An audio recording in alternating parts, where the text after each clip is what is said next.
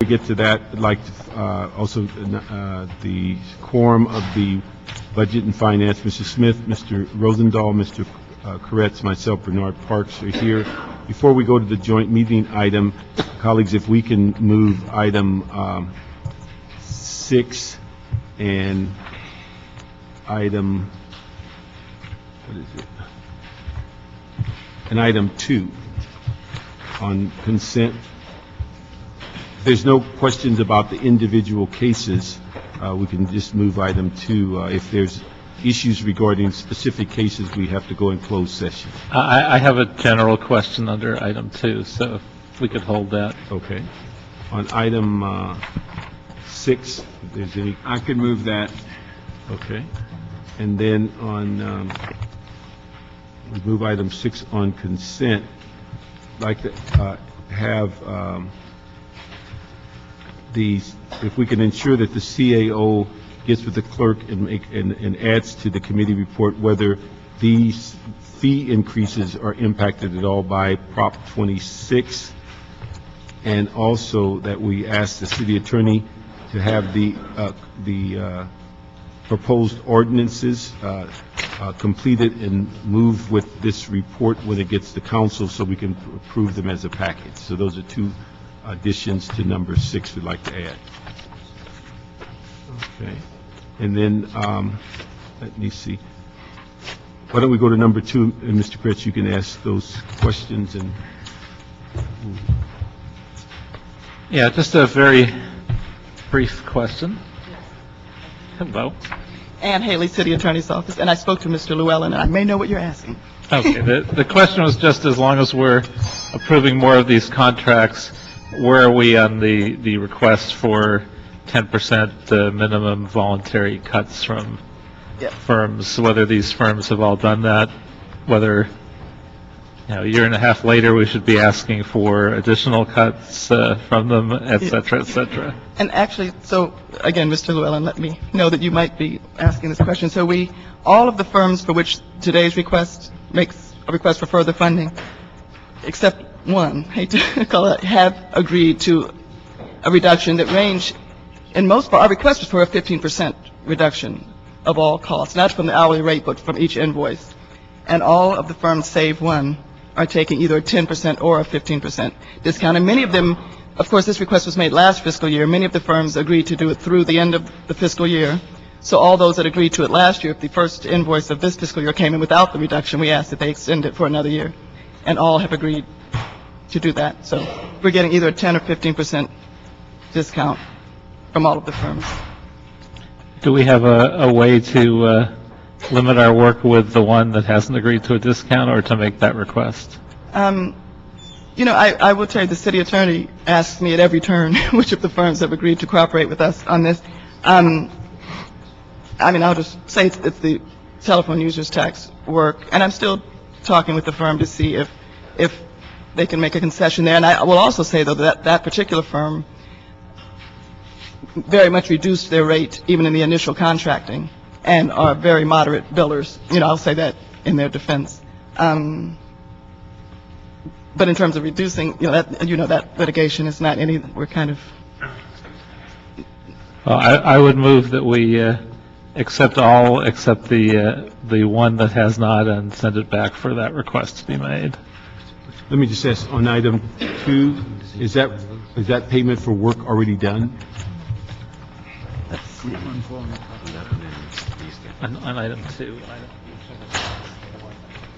Actually, that is, because this request, as you well know, we usually come twice during the fiscal year for our existing outside counsel contracts, and the request today is just to cover us through this calendar year, through December, and then we would come again in the spring for a request to, based on the firm's projections, to get us through. So it is, indeed, the requests today are just to cover us through December 31, so all but a very minimal amount of what we're asking for that firm would already be expended. And I don't know why we're even high. It's the Colantuno, and they're Which firm is it? the Colantuno and Levin, and we have a negative balance of, we owe them 48,000. Right. Page 5 of the report, under number 3. Thank you. And we actually owe the firm $48,000, and the request today is for $55,000 for that. So there's not much overage in terms of what's already owed. Oh, I'm sorry, the request is $75,000, which would cover us through December based on their budget projections. Okay, and then let me see, yeah. This is one of those cases that explain to us on what the potential exposure, just the one that's the several $100 million. Yes, because actually it's several. Oh. That's potential disclosure. Perhaps it's not appropriate for open session, but you know that this is several pieces of litigation. Yes. Having to do with the telephone users tax. And the loss would be, both payouts and loss of revenue is the concern with these cases if we were to not prevail in these. And how long have they been on this case?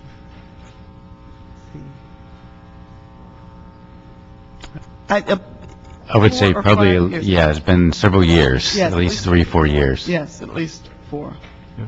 Let me just say, I think that I understand what Mr. Kretz is going to, but I think on this case that we've already expended almost over half. They've already done work for over half of the fee we owe them, and they're involved in litigation that is significant to the city. And so if we make that decision not to pay them, then the next step would be that we have to find new attorneys in the middle of this important case. Yes, because If this they is. choose not to move forward on that recommendation. Well, that would be an assumption. We don't have to make that assumption. I'm just moving that we ask them if they would do it. Go back and say the council has asked you to take a 10% Well, I don't cut. have a problem with that. We don't have to assume what our next No, action no, may be. what I'm saying is when you said not to pay them, that's what I want to get cleared. If we pay them and then ask to go back and discuss the 10%, that's a totally different issue. If we say don't pay them, I think it puts us all in a bind as to what the next step is.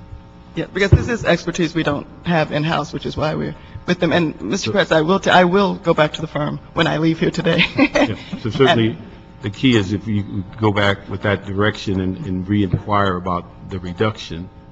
But again, I would hope that we move this forward so that we can pay them for work already done and work we expect them to do by December of this year, which is next month. Yes. That's fair enough. I'd agree to do that with that direction. That's, Thank you. So we can move item 2. Now, may I ask, I'm sorry, if it's necessary that I read the recommendations into the record we had? I think we just accept You're okay. the city attorney's report. Is that sufficient? That we Yeah. accept the city attorney's report with one addition, that we asked you to go back on that page 5, that one firm? Okay. Oh, she does need to? Okay.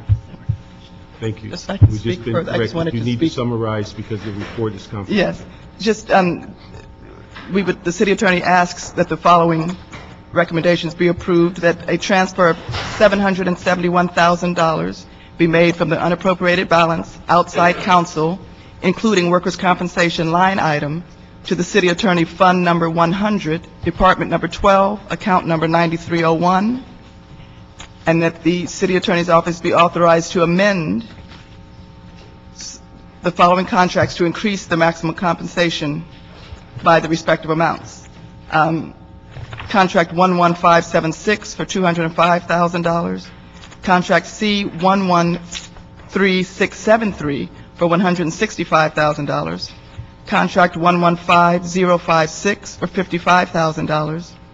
Contract 106214 for $75,000. Contract 113455 for $11,000. Contract 108297 for $70,000. Contract 109883, $15,000.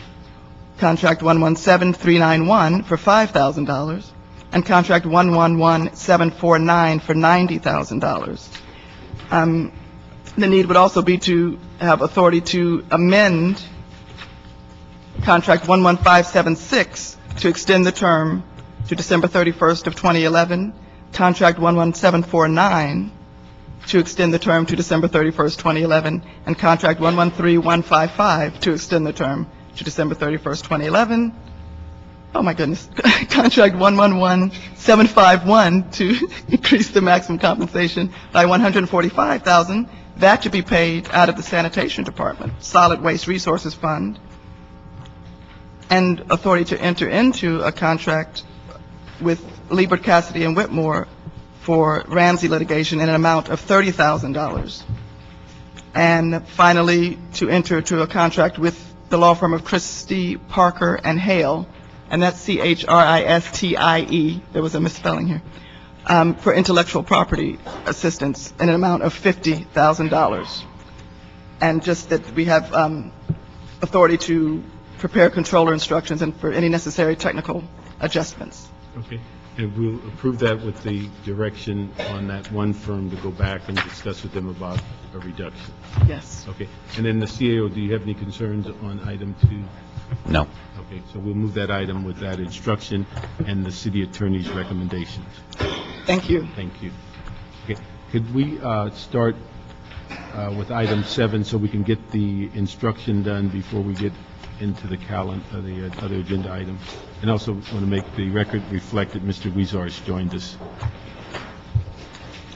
Okay. Item 7 was continued from last week, November 15th. City Attorney report and ordinance amending the Los Angeles Administrative Code in order to create a responsible banking reporting procedure in the city of Los Angeles.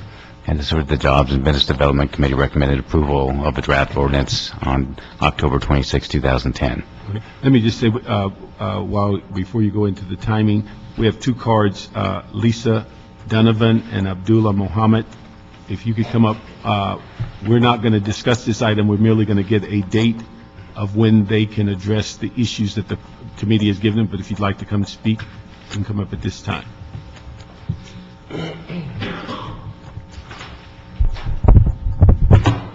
Good afternoon, committee. My name is Abdullah Muhammad, and I'm a member of the Alliance of California for Community Empowerment. That's the LA chapter of ACE. And we are part of a broad coalition of community and faith-based groups that support the responsible banking ordinance. ACE is a community organization with members that live throughout LA and LA County. Our members are some of the thousands of LA homeowners that have a decent and stable income but are facing foreclosure and can't get their banks to work with them with their foreclosure. Homeowners facing foreclosure, they have loans with one of the big banks, B of A, Wells Fargo, that's Citi, and JP Morgan Chase, and U.S. Bank. The city of LA has over $30 billion invested in these banks. Much of this money is invested in the big banks and Wall Street firms. This is an opportunity for the city to make sure that the banks it invests in are helping and not hurting our communities. But we're not asking for complicated information. A lot of information that this ordinance calls for, banks already need to report. A number of cities already have similar policies implementing them at a relatively minor cost. We understand that the city needs to develop a plan to implement this law. But we respectfully request that a plan be developed as soon as possible because thousands of long-term LA homeowners are losing their home or facing foreclosure. Big banks are not making small business loans like they should, plus banks are lending the city money at a high interest rate that's too high. And before I close, I just want to say this. Even though I say we support this ordinance, this bank ordinance, we want an ordinance with teeth in it. You know, we don't want nothing that you have to gum to death and when all is said and done, we're still in the same boat. We need something that's going to make these banks do the right thing in our community. Because a person that's been born and raised in this city over 63 years, we need an ordinance that's going to help develop our community. And if these banks don't step up to the plate, we're going to be in the same boat. So I'd like to thank you, and you have a good evening. Let me just ask, your organization is how old? Beg your pardon? How long has your organization been in play here in Los Angeles? Well, in L.A., this organization throughout the state of California almost a year now. Yeah. Is this an outgrowth of Acorn? Yes, it is. Okay. That's what I want to make And that was an organization that's been around for almost 40 years. Okay. So Thank you. Lisa?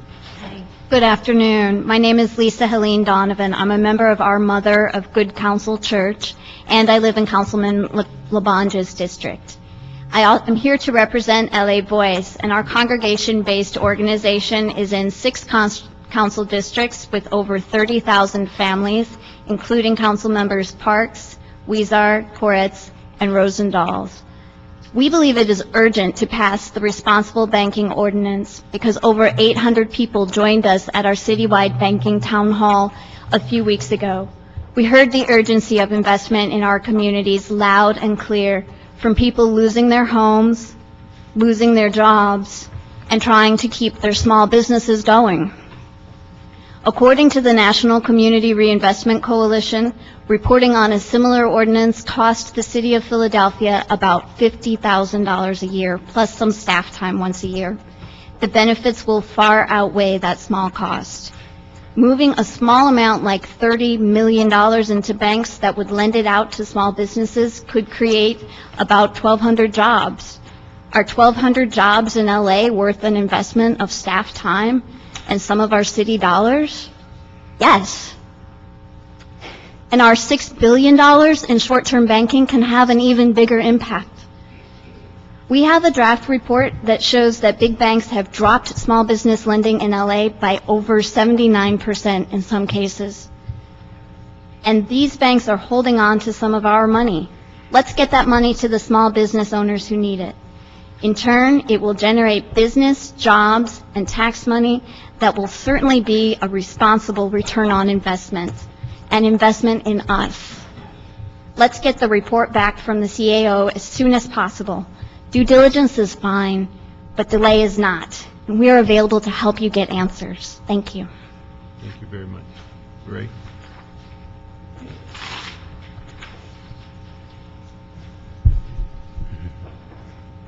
Okay, you asked to report back on timeline and when we can sort of go through the information. As you know, we're looking at data from basically New York, Philadelphia. I think we have some information on Cleveland. We're trying to decipher the programs. We then are going to be trying to decipher what data is available. Actually, is the data available in some sort of a format? We've been, understand that we've been hearing, I just say that there's conflicting, information, some of it readily available, other not, and we need to decipher, go through some of that data, find out exactly what's available and what's not, and then we sort of determine what the validation process will be. We certainly then need to decide whether or not this is something that we will require in-house resources or whether or not we can actually contract out. With that, we're going to be asking for anywhere from a 60 to 90 day time frame in order to get back with report back on the information. Okay. Could we set it at 60 and you give us updates between now, and that would take us to what, January? Yep. Okay, and then you can get back in 60 and give us an update whether you've complied or completed. And also, we'd like to add the documents we received today, Mr. Alacon's letter, and also a report On New York. the State of Banking Reinvestment in New York City 2009 as part of the council file. Okay. Colleagues, any other questions on? Yeah, I just want to make sure the compelling comments that one of the constituents brought up about owning her house for 17 years, paying her mortgage on time, and then it ended up in a foreclosure situation. And that was the backdrop that I found very compelling, obviously. And secondly, I'd like to really appreciate what Philadelphia has done, when they did it, how they did it, and does it impact the whole foreclosure issue that we're into today. Obviously, if the banks are manipulating and screwing the folks, which could be the case, we want to get to the bottom of it right away. If they're not, then obviously we need to know those answers. That's inherent, as far as I'm concerned, in what we're doing to go forward. Thanks. Any other questions? Okay. So we'll give you, we'll have this back in committee in 60 days for an update or with the completed report as to the status, and we'll add these 2 items to council file on item 7. All right. And now, if we can go to item 4 and 5 for a brief discussion. They're identical, looking at Prop 26, and so we can have the staff come up on that. Okay, 4 and 5 are basically two motions. One, item 4, motion Kokori and Garcetti Weezer relatively instructing the chief legislative analyst to report on the implications of the passage of Prop 26. Item 5 is a motion Parks, Rosendahl, Garcetti relative to instructing the CAO to report back on the impact of 26 on city revenues, including a review of the impact on state actions such as the gas tax and future state revenue actions. Okay. And before, as staff comes up, Dr. Williams, you have a card in on both items. If you can come up to the microphone. And we'll give you 3 minutes for both items.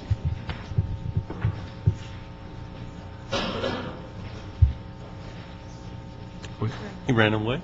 Yeah, but he's doing something else. Dr. Clyde Williams, 4115 Barrett Road, El Sereno, Northeast LA.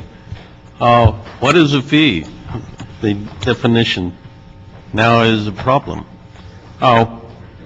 Fees. We just discussed this morning some fees. Existing fees? Or how about increases in fees? Are these all under Prop 26? No one seems to know. It would be nice to have a kind of scorecard of all the city fees and which ones are or are not under Prop 26. So I'm quite concerned regarding, also, there's a stormwater fee on the LA County that's now going to be passed through LA County and then assigned to the city of Los Angeles in some as yet unknown proportion. So we'd like to know who is going to make the decision, when the decision will be made, and make it simple so that everyone knows what's a fee and what's a tax, either by definition or a simple scorecard. Here are all the monies that the LA taxpayers pay into the city or to the county, and these are the ones that are affected by Prop 26. Follow the money. Thank you. Thank you. Good afternoon. John Wickham with the CLA's office. And the two resolutions before you request the CLA and the CAO to evaluate the impacts of Prop 26 and report back to you. So we would recommend that you adopt these motions, and our departments can go do the analysis and bring back a report to you. There's a lot of work that's going on right now at the state level and across the state on the subject matter. The League of California Cities has formed a task force comprised of city attorneys from around the state to evaluate the impacts here, and their report will be coming forward in a couple weeks. So it would be helpful to have their analysis before we report back to you fully on the impacts. Preliminary review of the measure shows that there are a couple of areas of concern, and they're broken up into two parts. The first is on the state side, which now requires some additional thresholds on approving fees. And it also, there was a measure in there that said that anything passed over the last year by the legislature would be, if it was in conflict with Prop 26, would be null and void. And there's a year in which that would have to go into effect. And there are two areas where that could be an impact to the city of Los Angeles. One is on the gas tax. If you remember, they eliminated the sales tax on gasoline and transferred that over to an excise tax on gasoline, a higher excise tax. That might be an issue, and that affects some of the revenues that the city gets. The other area where that may be a concern is the stormwater fee.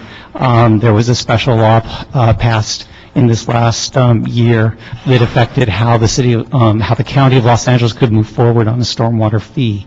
And so that will have to be reviewed to see if there's an impact there as well. In both of those cases, they can be reapproved by the new legislature, but it has to be approved by a 2/3 vote. So that's one area where there may be some concerns and issues for the city.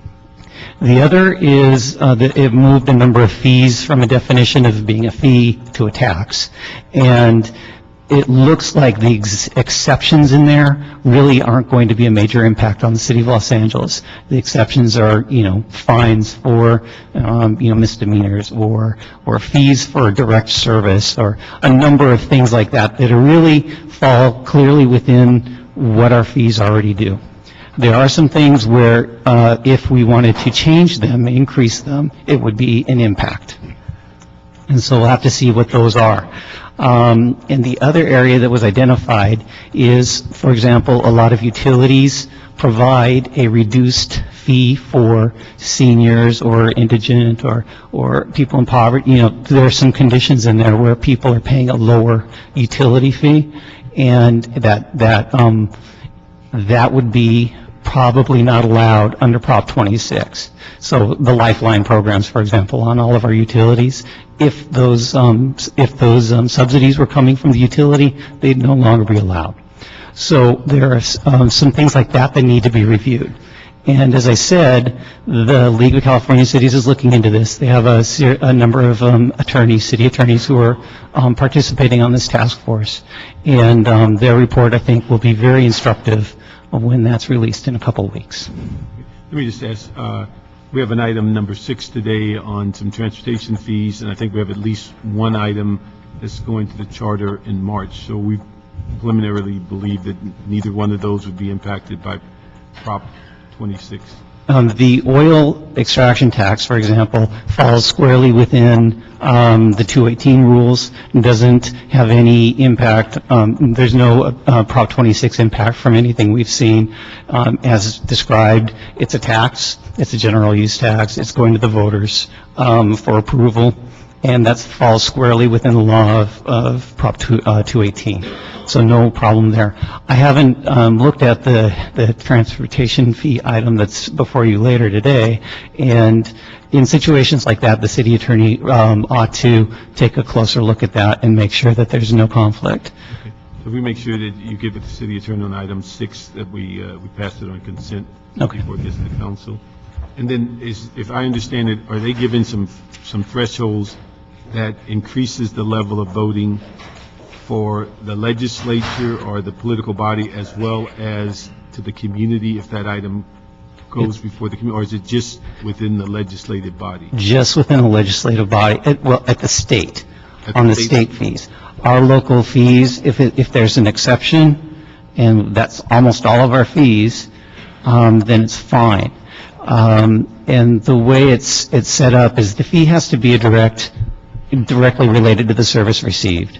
So for, a stormwater fee, typically, that's, you're receiving the stormwater service for the amount of money that you're paying.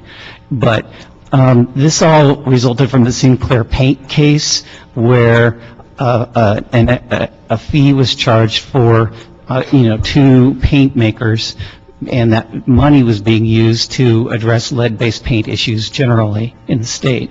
It wasn't, by the people who drafted the proposition, it wasn't seen as a direct connection between the two. The courts held that it was a direct connection.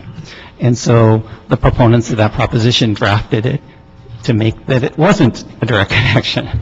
So any kind of fee where there's not a direct correlation between the service provided and the amount of money charged, the people who are being charged are not receiving a service, that's a fee where there's going to be some questions. Okay. So. Greg? I had yes, I do have a question. So this is the first I heard that it might actually cost people more in some circumstances. So if they're on a lifeline, Prop 26 actually increases what they pay? It would not increase what they pay now, but you would not be able to change it in the future without having a vote of the people. So you wouldn't be able to lower it or increase it? You'd be able to, you would not be able to increase the amount of subsidy. You would be able to increase the amount that they pay, but you would not be able to increase the amount of subsidy. So you could increase it up to the rate that everybody else is paying, but you couldn't decrease it? You can't increase the subsidy because that's not an equal fee for service across the entire group that's paying for the service. So you couldn't cut what they're paying, but you could increase what they're paying? Yeah.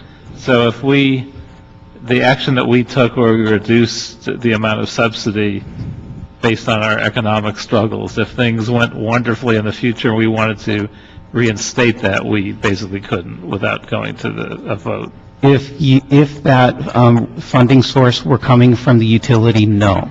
If it were coming from the city's general fund, it probably could. Okay? Bill? Thank you. Okay, we'll move those two items and adopt both motions and move forward. Thank you. And then,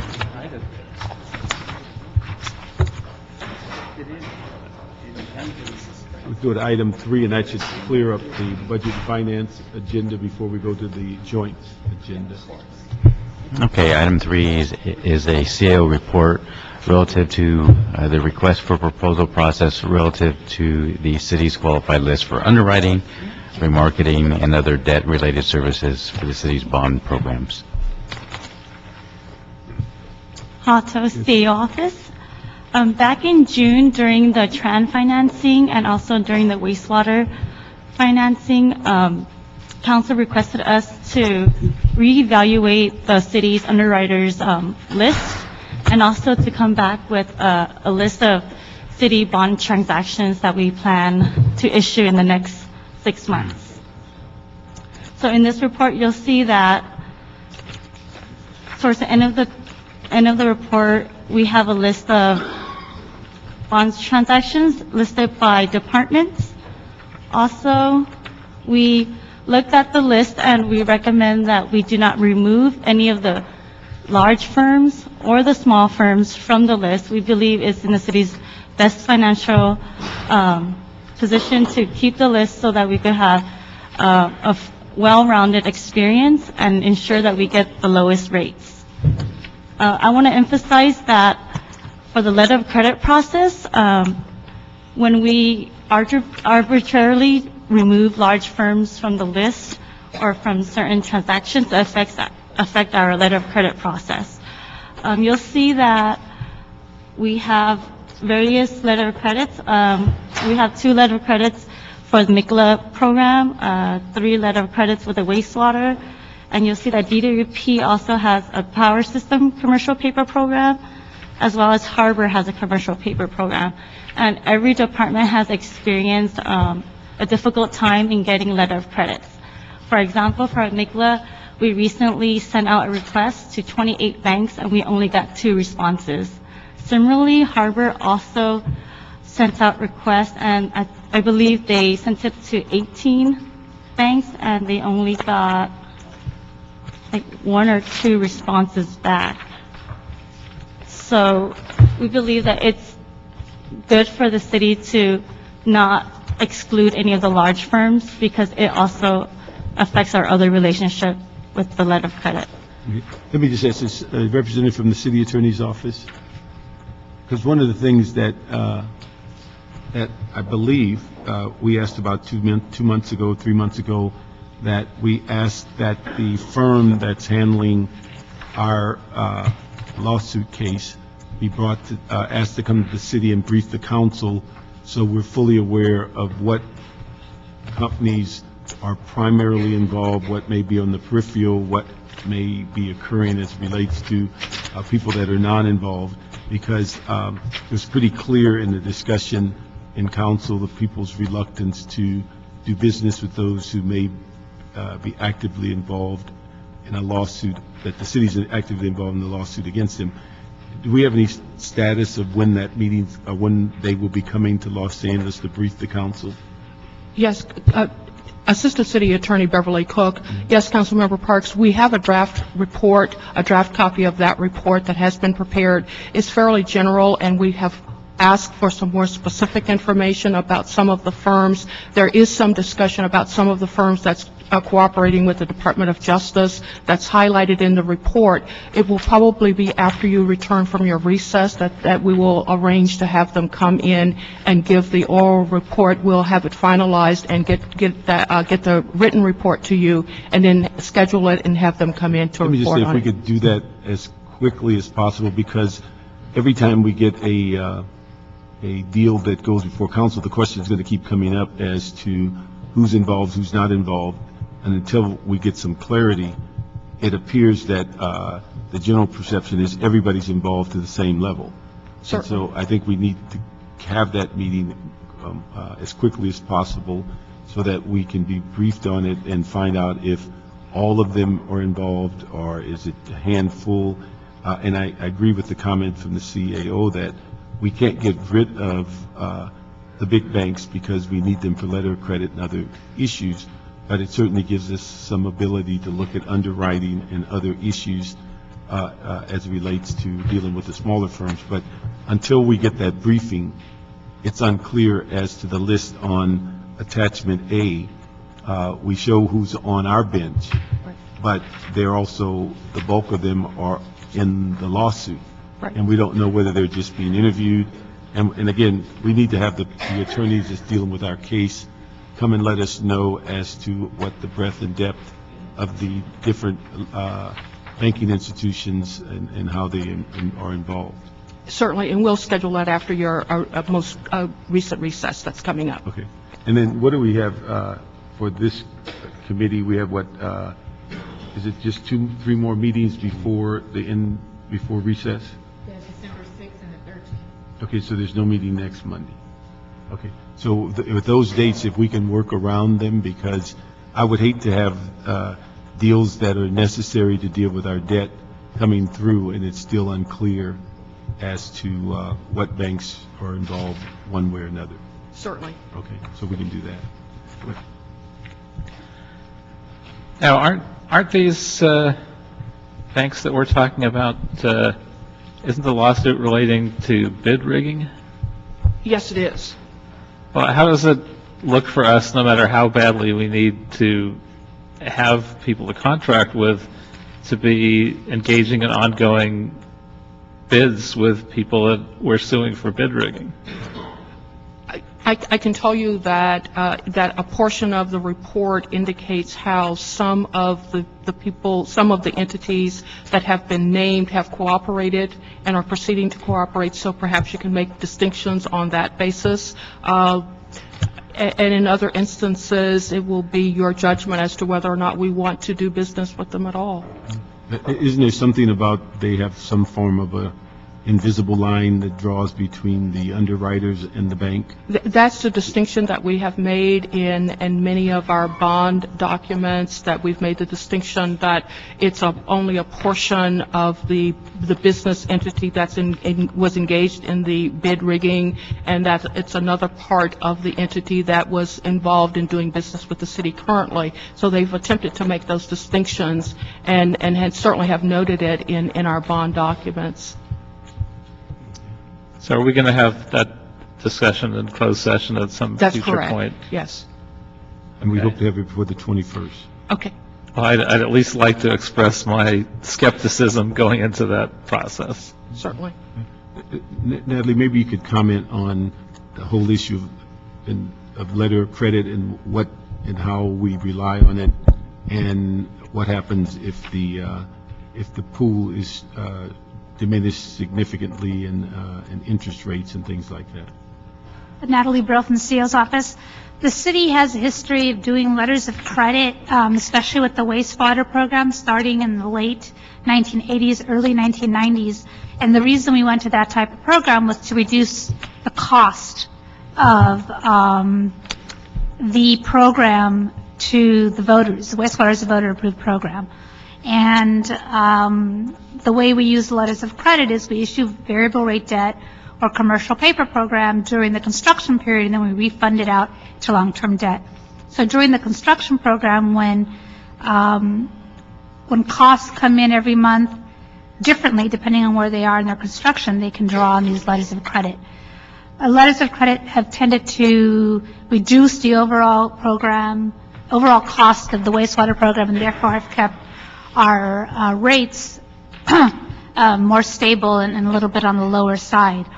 Currently, we have about $700 million in letters of credit outstanding with the wastewater program. So in 2004, we looked at the general fund and said, where can we save costs on the general fund side? And one place we looked at was MICLA. MICLA was averaging about $150 million a year on long-term fixed-rate debt. So we looked at letters of credit for that program. In 2004, we began that program. And we have systematically been using it. We started with $200 million letter of credit program and have gone to a $300 million letter of program. Has that saved us funding over time? Yes. How much? We'd have to go back and do the analysis. But just to tell you that in 2004 and 2005, we did no long-term debt in MICLA. We did totally short-term. So it saved us, on an ongoing basis, almost, I would say, about $100 million in debt service costs. So that's the history of how we've used letters of credit. Banks, credit is tightening, as we all know, across not only our country, but across the world. And municipal governments don't have the same access as we used to have. As Ha mentioned, there were 35 banks that we sent out RFP proposals for the MICLA program, 7 of which had credit ratings below ours, so we immediately kicked them out. So we were at 28, and out of those 28, only 2 responded. And we're still looking for another letter of credit provider for that, because they didn't respond for the full $200 million. So it is going to be a challenge in the future. And the only reason we do it, it's work like everything else, but the reason we do it is to keep costs as low as we can to the general fund. And unfortunately, the only ones who respond are the large banks, because they're the ones that have the capital to be able to do it. It doesn't mean that we only use them. Bank of the West is one of the new providers that responded. There's always people in and out of the market, so. Let me just ask also on the banks, are the underwriting organizations that you deal with on debt, are all of them similarly situated as being banks, or some of them merely deal with the underwriting feature? Some only strictly do underwriting, and some are banks, like commercial banks. Now, would we go to a strictly an underwriter for a letter of credit? No, because they don't provide letters of credit. They don't have the capital. Okay. So you need a banking institution who may or may not do underwriting. Yes, to correct. To deal with letters of credit. For example, one of the institutions that we use that is not a bank, for example, CalPERS and CalSTRS, the 2 big retirement systems in the state, offer letters of credit, but not, they'll give you, 25% or 10% of a deal. They don't like being the major holder of the debt. They're the only 2 institutions I know of that have offered us in the past letters of credit that have not been banks per se, and we pursue them. CalSTRS currently has a portion of our wastewater program, I believe. They have, 80 million? CalSTRS has $100 million of the wastewater program. So out of $300 million, they hold $100 million. They hold a third. And they like being, the one at the lower end of holding credit. And CalPERS did not respond, which we're not surprised about, given the issues that they're having. Okay. And then in dealing with the banks or dealing with this report, the CAO made a recommendation about having the city attorney's opinion. What is that based on? That's based on the way that banks are used in the city of LA. We use banks not only on the banking side, meaning the treasurer goes out to RFP and chooses a bank, but we also have banks that come in and underwrite our industrial development bonds, or they'll underwrite a housing deal, or they'll be underwriters on city debt. They also provide letters of credit to the proprietaries. So our concern was that if there was a belief that we had a conflict of interest, that what did this mean for the city as a whole? Would this mean that nobody could use the banks? Because I believe that one of the issues was, would it have to be across the board, or, the entire city, not just that general fund or wastewater portion of the city? That was our concern, that, Is it something that we're looking to do on a case-by-case basis, or was the recommendation just a blanket city attorney's opinion about, is it the use of banks, or is it the authority of the council and the mayor once recommendations are made by CAO, or just what are we trying to get to? We wanted to ensure that there was a fair process when we make our recommendations, and council has the option to make adjustments or changes. So we wanted to make sure that you guys know exactly what type of changes you can make to ensure the fair process across the board to all city departments. And specifically because of the lawsuit that was out there. I mean, you know, some people were using, some people were not using. We know that housing departments had a couple of deals with Citibank, and they're in the lawsuit too. So at what point in time are banks allowed to deal with the city under what rules? And we weren't sure about that. Well, I can understand trying to evaluate the process as to whether if a bank is not being used, does everybody have to not use them? But I don't understand the issue of whether there's some confusion as to the council and the mayor's role as it relates to approving your recommendation or altering the recommendation. And so I'm trying to find out what's prompted that.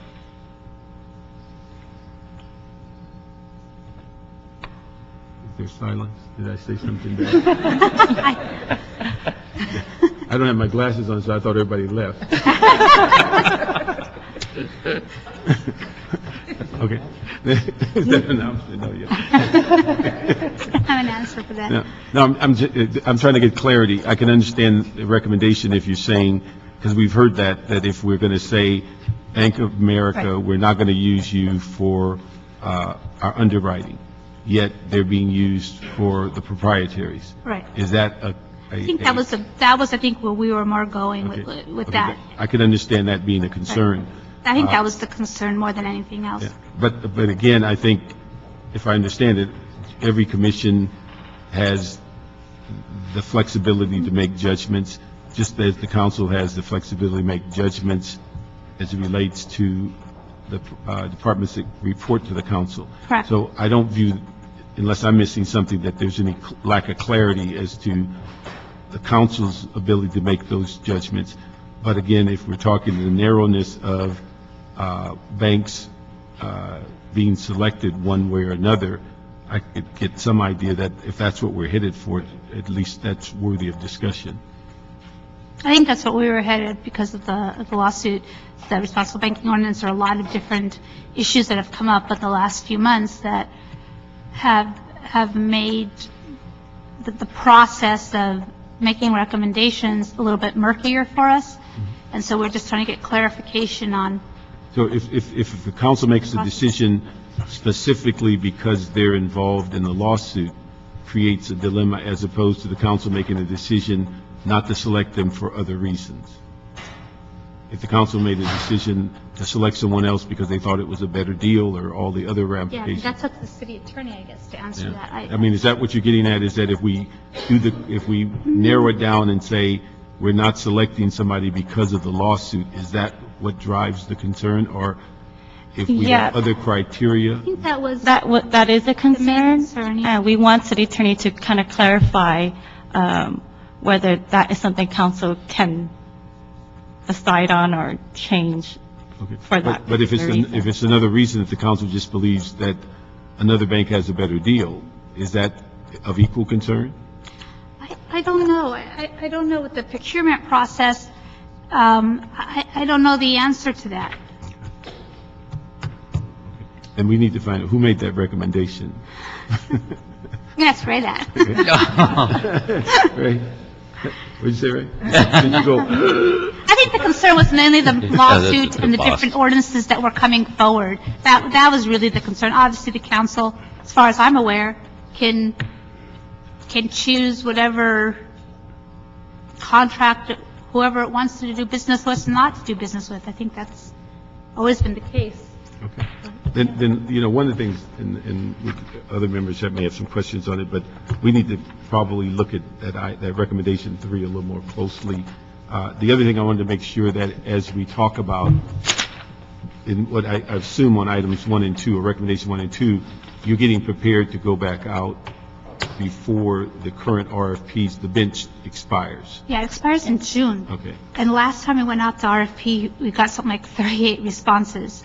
And since, you know, there's basically 4 of us left now in our group, we want to make sure we have time to go out. So that's why we came to you now and said, we're going to go out like in January, so you guys we can have time to review all the proposals and give you all enough time before June, to look at, what we're recommending. We don't want to be put in a position where, come June, we don't have a list yet, so. Now, we've only been in the bench, for 3 years? It's a 3-year bench, yeah. So 3 years ends in June. So we've never had an opportunity to extend it as No, the current process. no, but The issue on the extension would mean that we would not have access to maybe new banks or new underwriters that have come to our attention.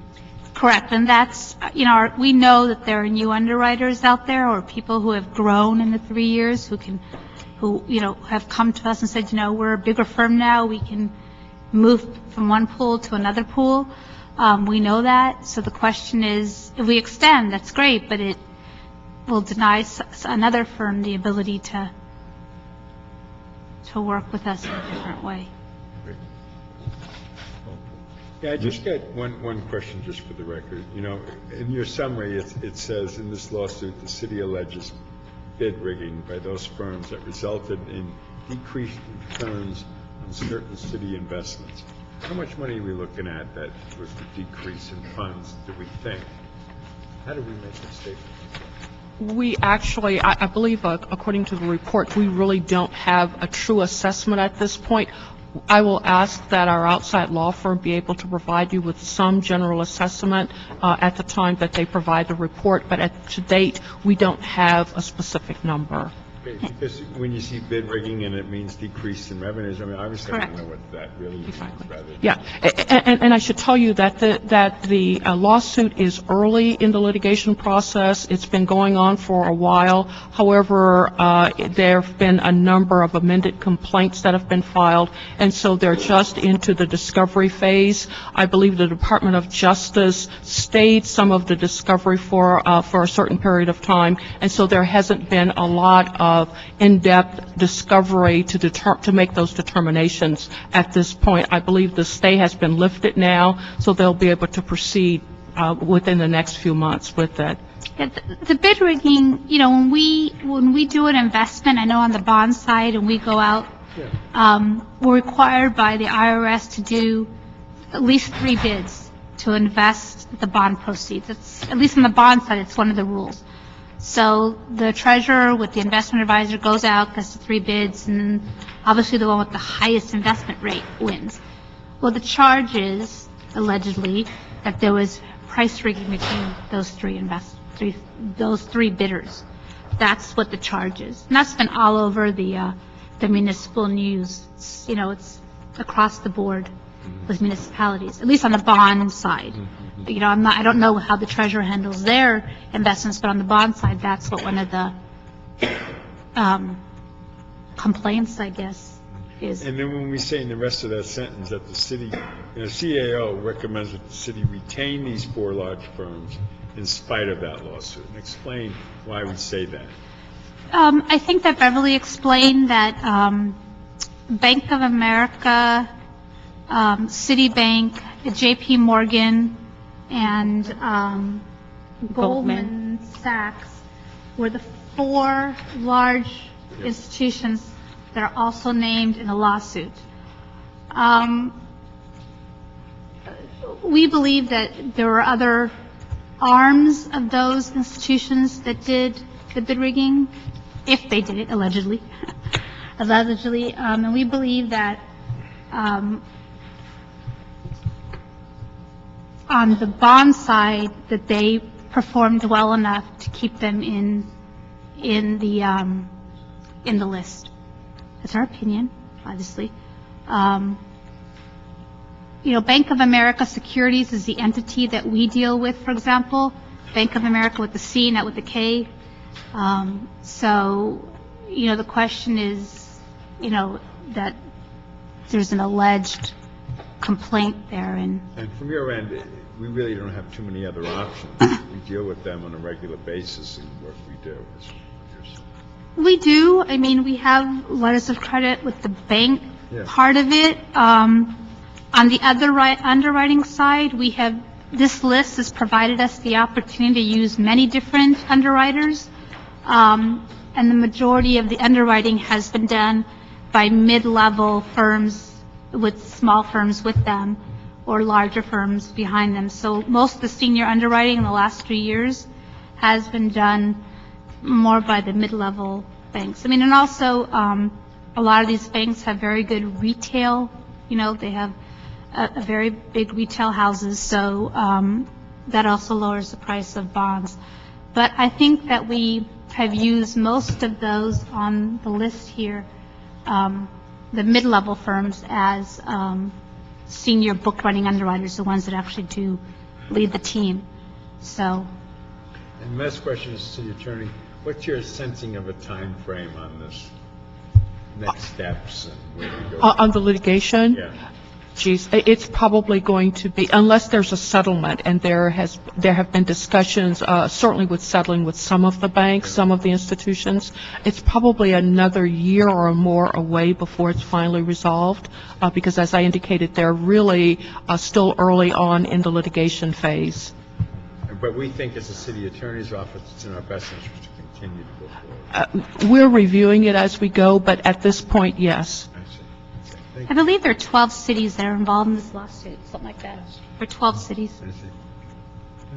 And I think one of the things would be helpful when we get the briefing, because from what I can understand, at least say Bank of America, that although they are in the midst of this, that maybe a part of their dilemma is their merger with Countrywide, as opposed to them going down this path on their own. So I think that's the clarity that we need, and whether, I think there's been so many mergers of banks and underwriting firms, whether the merger has brought forth some of the dilemma as to rather than the bank being the culprit solely on their own. So that's why we need it.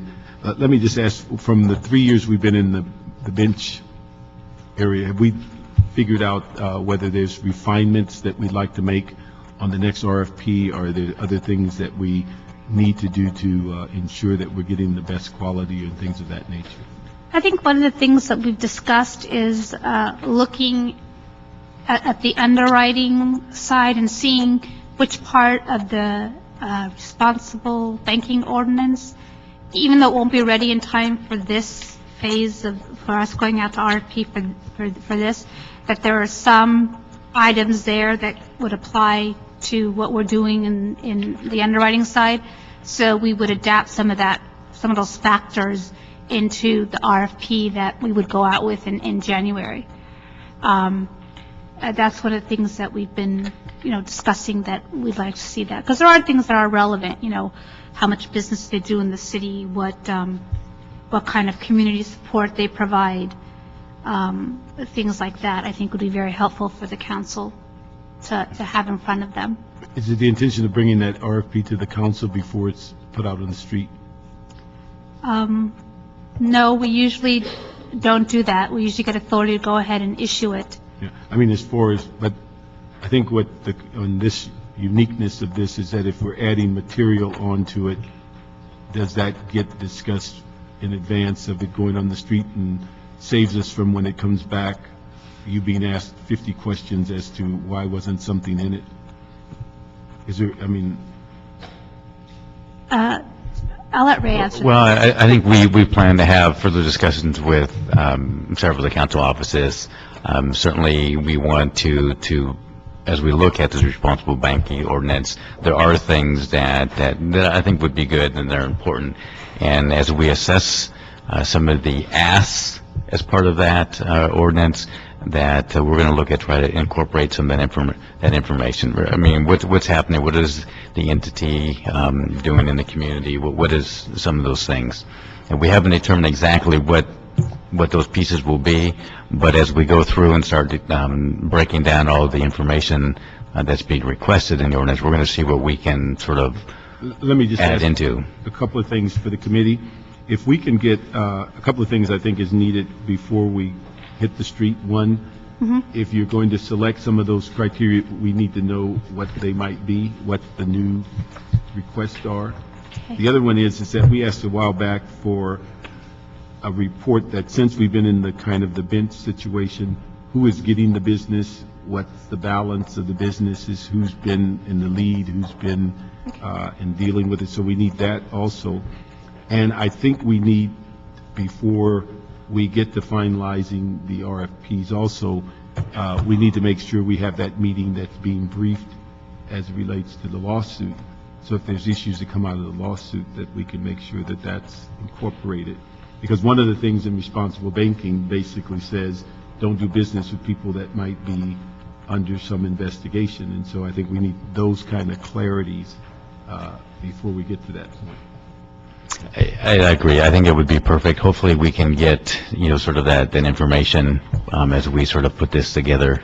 As I think, as the city attorney has indicated, while we're going to try to get a briefing soon, I think there's a lot of moving parts to this litigation, and I think there's still much to be discovered and seen. So. Okay, so if we could add those three things so that we are going to get that committee report, or that report on the lawsuit that the city attorney will schedule, if we can also get that evaluation of what and how businesses have fared on the that are on the bench currently before we move forward. And then there was, there was one other that keeps coming up, and this is something that I think Natalie deals with all the time. A lot of the underwriters come to us about if they have a great, bright idea, they are fearful for bringing it forward because generally the answer is, let's put it out to RFP and see what people think about it. And so they say, I'm not going to bring you my great idea because I may not win the bid. What I'm wondering is that, do we have the ability particularly in refining the bench, that when someone on the bench brings a great idea, that you get to run with it with them as opposed to going out to RFP?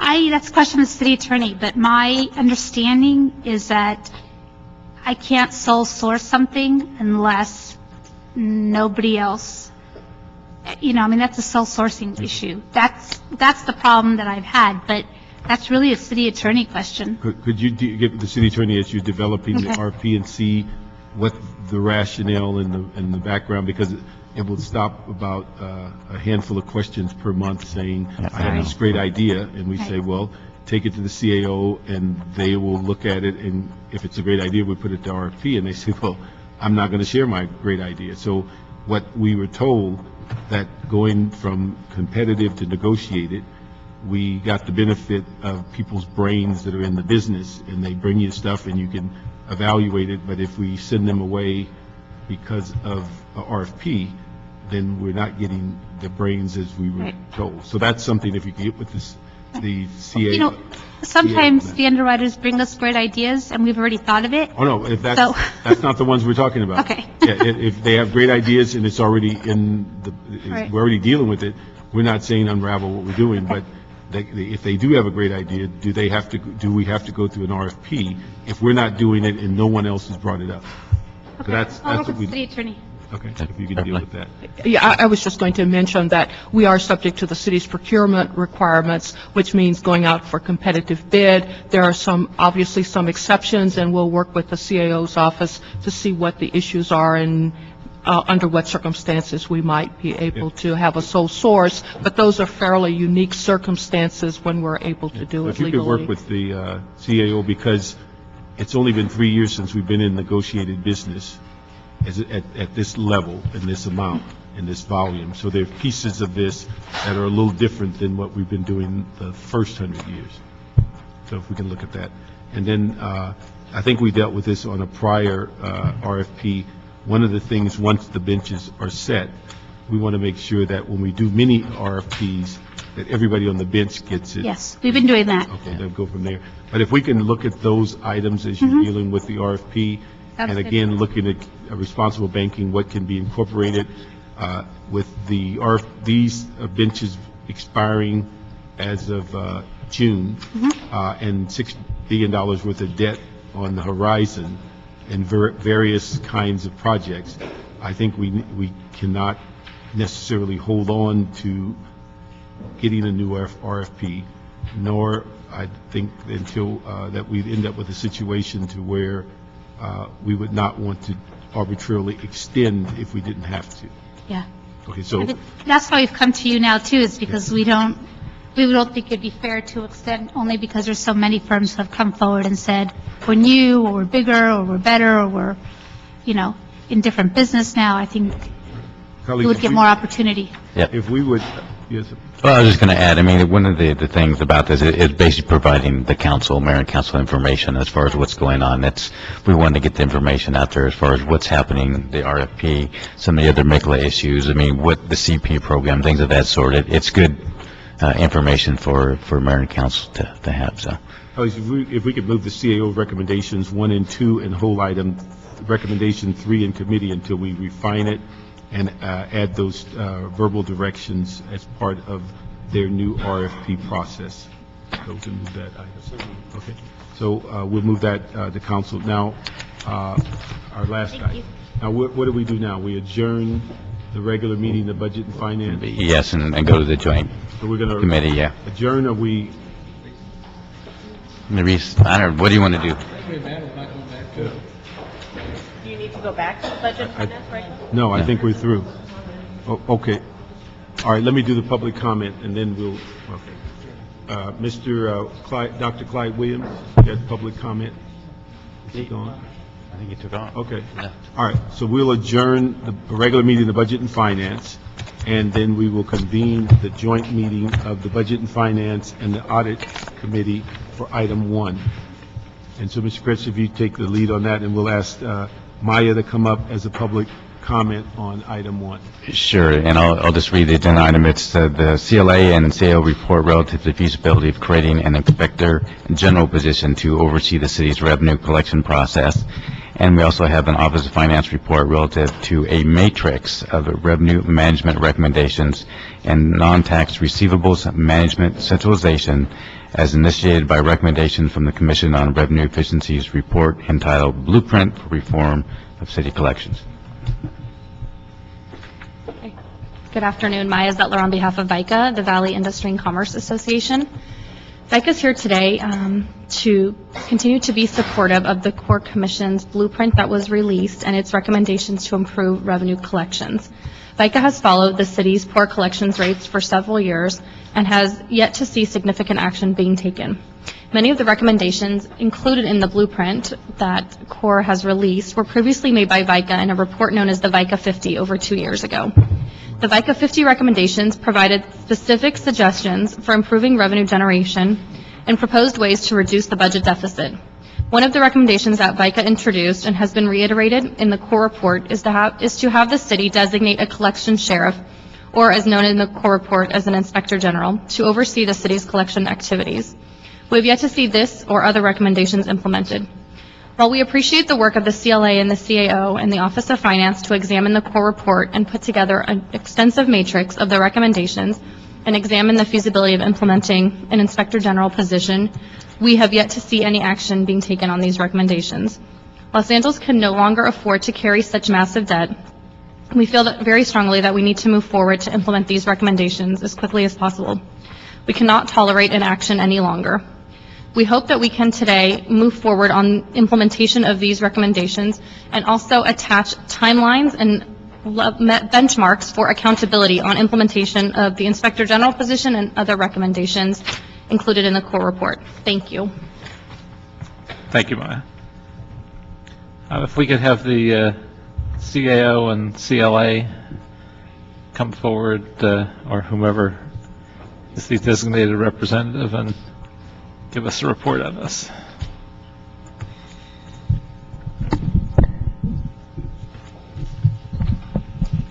Good afternoon. I'm June Gibson with the CLA.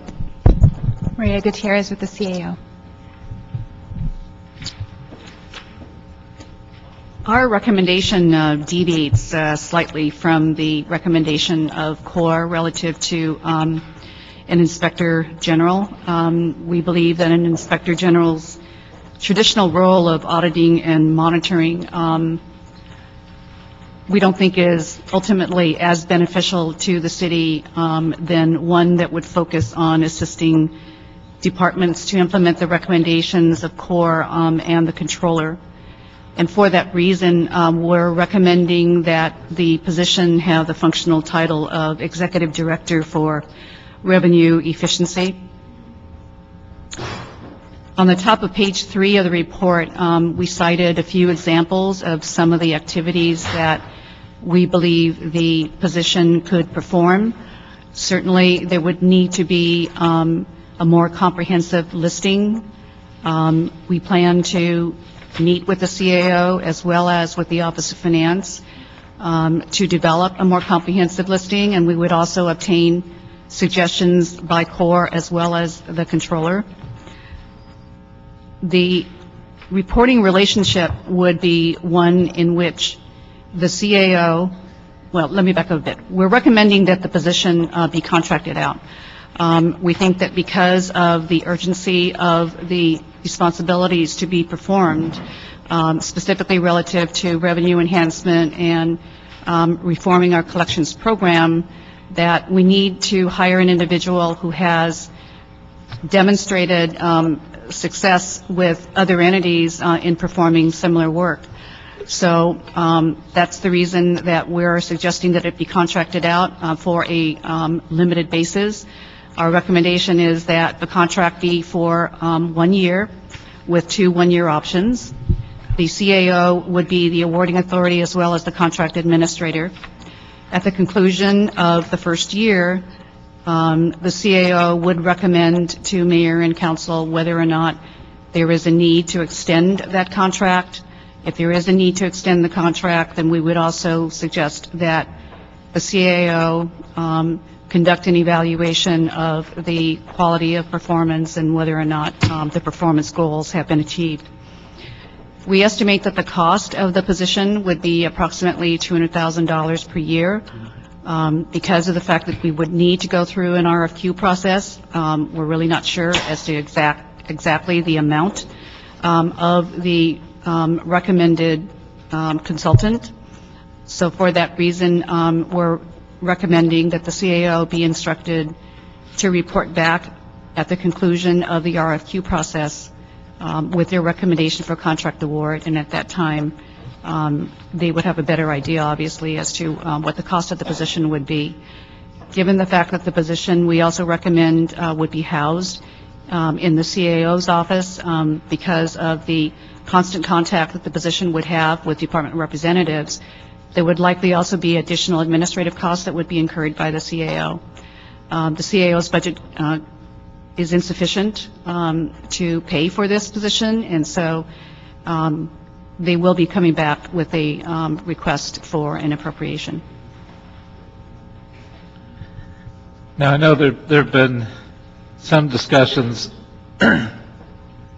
of possibly doing this a slightly different way, and with a slightly different vision with this body, perhaps, or this position primarily being a watchdog, doing monitoring, doing oversight, and trying to provide more accountability, being sort of a red-hot poker applied to the right places at a time rather than just collaboration and developing these processes.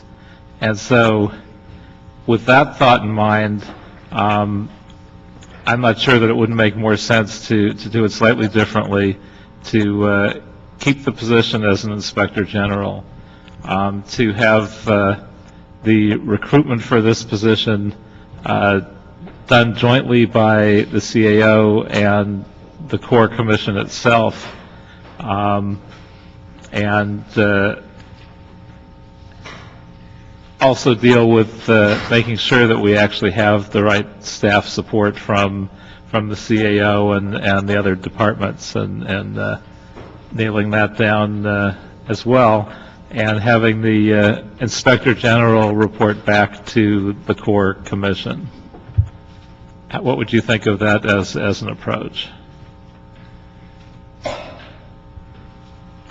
Well, this is my view. We have Inspector Generals within the city. They're in the police department and in the fire department. And the traditional role of an inspector general and the connotation of an inspector general is one who conducts audits and investigations and is seeking wrongdoing.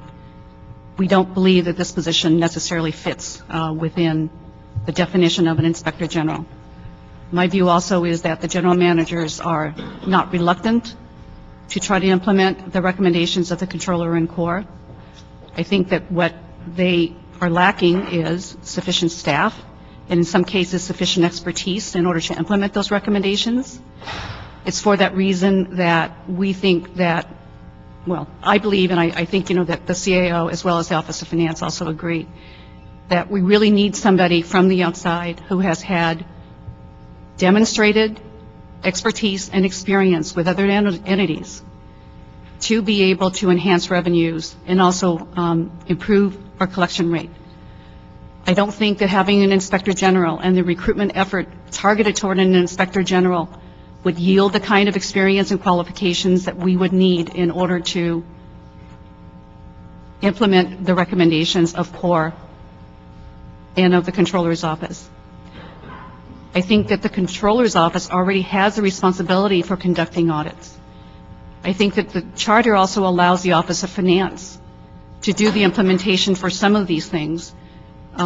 If there is some reluctance on the part of Office of Finance because there's a lack of clarity as to what her role and responsibility can potentially be, I think that maybe that needs to be clarified with the City Attorney's Office so that there is a greater comfort level on the part of the Director of Finance to fully fulfill her responsibilities as provided by the charter. Well, I view it a little bit differently. I think, number one, there needs to be a stick in this along with the carrot. And I haven't seen that in the city process. So if a department head just doesn't make it a priority, there's no one there to really go after them. And I don't think anyone's envisioning this as wrongdoing, and it may well be that you're right in terms of the title and approach, but in terms of what they actually do, someone needs to be there to be able to shine a bright light on who isn't cooperating and to have some leverage. And I'm not sure that an internal city department, no matter what we do, will ever entirely have that. This needs to be a position where that person needs to be willing to make enemies, make someone look bad if they're not doing their job as a department head in this one regard. Because historically, we have a perfect track record of having a very unequal response to this, and that's part of why we're still having the low collection rates that we have. So I don't know what my colleagues think about this, whether we take the Inspector General approach or the Executive Director approach. I would like to involve the core commission more because I think they're more likely to be willing to be aggressive in making these changes. If I may, one of the points that everyone seemed to agree on is that we needed to bring someone on board ASAP. I think what we have before you is a process that would ensure that would happen expeditiously. In bringing these recommendations forward, we evaluated other options as well. We considered, how about hiring somebody, bringing someone as a city staff. That, of course, will grow our pension base, impact our payroll. It's probably not something we want to do at this time. We need to set up a whole new classification with the Civil Service Commission, so that's not an option anymore. Agreed, and it's a temporary position. So it is a temporary position, so we think that what we have before you is something that could address everyone's need. It may not be perfect, but at this time, given the city's economic situation, we think what we have before you is something that would allow us to bring someone on board expeditiously. Any reason why involving the commission would dramatically slow down this process? The city attorney is here to comment on the role of CORE and the relationship of this position to CORE. Mr. Chairman, if I may, Peter Echeverria from the city attorney's office. I actually came up to underscore the one point that had already been made briefly, and that is that the controller has some responsibilities in this area that cannot be taken away. in this fashion at least, and even the transfer of authority under the charter doesn't allow the authority of elected officials to be taken away. So to the extent that this would involve any auditing functions and recommendations based on those audits, that would be problematic because it's the controller who is charged with that authority and that power. The other aspect of it that I heard mention of was that somebody has to hold these general managers accountable for performing their duties. This would not be the job of a consultant or even of a commission such as CORE that has been appointed for that purpose. That's the job of the mayor and the council to some extent as well. And so that accountability for performing the functions that GMs are charged with falls in that area, the chief executive of the city. With respect to CORE being involved, there's no limitation on their ability to as they are, to recommend and advise with respect to, say, the contracting process, and even comment on the recommendations that a consultant of this type might make to the city. But the administration of funds and the letting of contracts is for departments and city officials to do, not for committees that are established on an ad hoc basis that really are not a permanent entity of the city. So that would be the one aspect of course, involvement would be really to advise and recommend the department or the office that is charged with contracting for these services. Well, so we could do that because I don't think that was envisioned in the process now. We could add that they be involved in an advisory role. I believe, in fact, that the report suggests that they would be a member of the interview team for the RFP proposals that are received. I don't believe so. That's not my reading of it, but it is my suggestion. Well, our report does recommend that as part of our RFQ selection process, that the CAO convene an evaluation panel, and in addition to other entities he deems appropriate, that a representative of CORE would be one of the representatives on the evaluation panel. With respect to your comment about CORE being in an advisory capacity, that has always been its role, and it will continue to be its role. There is a motion pending that was presented by the council president to extend CORE for an additional 6 months, because I believe that their 6 months, is about to expire.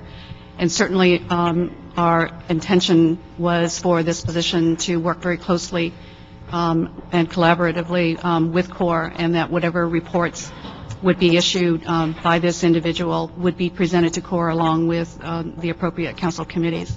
So there was never any intention to exclude CORE from the process, and we certainly consider CORE to be an integral part of the process. Well, rather than just having one CORE member, is there a way to have a larger grouping or even the entire body as part of the interview process? There are practical limitations, but it would be, I think, up to the CAO, who is charged with this, to select the representatives that he would have evaluate the proposals that are received and make a recommendation. And ultimately, it would be that CAO's recommendation. They would be just advising him as to what they see. It's a Brown Act Commission.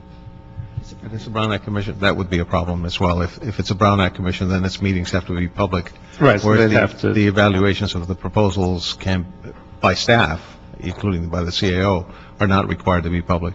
So it couldn't just be noticed and then do that in closed session? That's a possibility.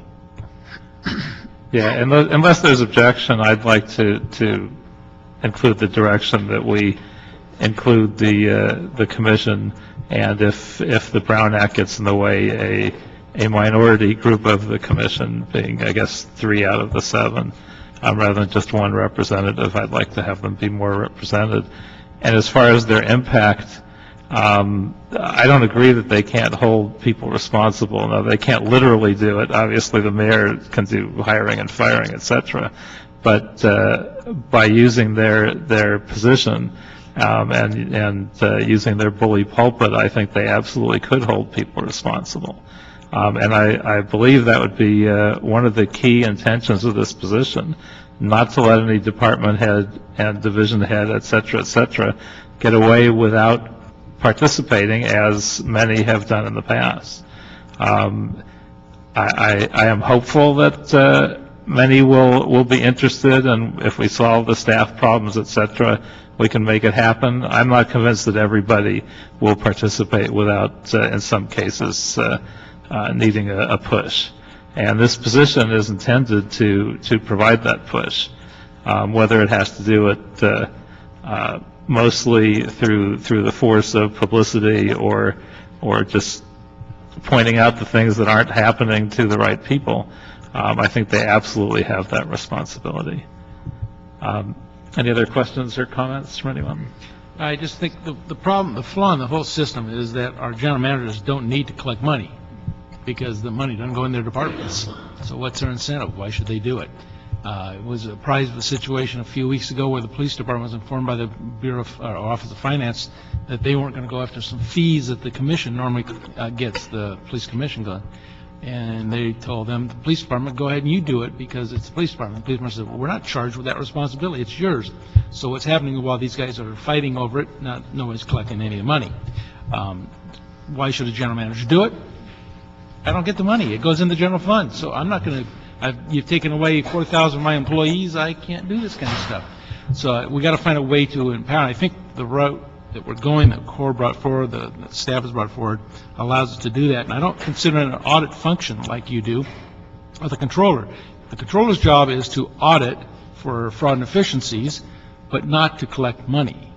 That's not their function. So to say this is an audit function, I think this is really just an efficiency function. It's not, I don't think we need to blur those lines.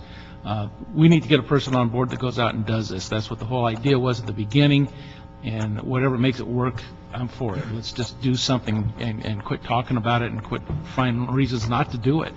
And it's not going to be vested in anybody's, any department. It's got to be vested in somebody that has that authority to just go out and do that job and get money for us. Just to clarify, though, this consultant would not be charged with collecting the money. No, but they're going to come back with a way to do it.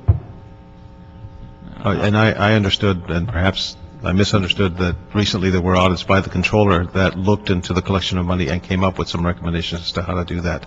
That's the only reason that I mentioned their role as being an audit and recommend. But it's not their core function. It's not to collect money. Right. It's actually to write checks and spend it. So. Right. Well, I would like to hear from the two gentlemen that are here, from the Ad hoc Commission on Revenue Efficiency, about this. I frankly, like what Mr. Smith just said, it's a no-brainer. We have to find somebody to go after the monies that we're not getting collected right now. I mean, and there's money that everybody talks about over the years, and that's where I would like to see it go. So if they could just give us their reaction and their thoughts, I think it would be helpful in this discussion.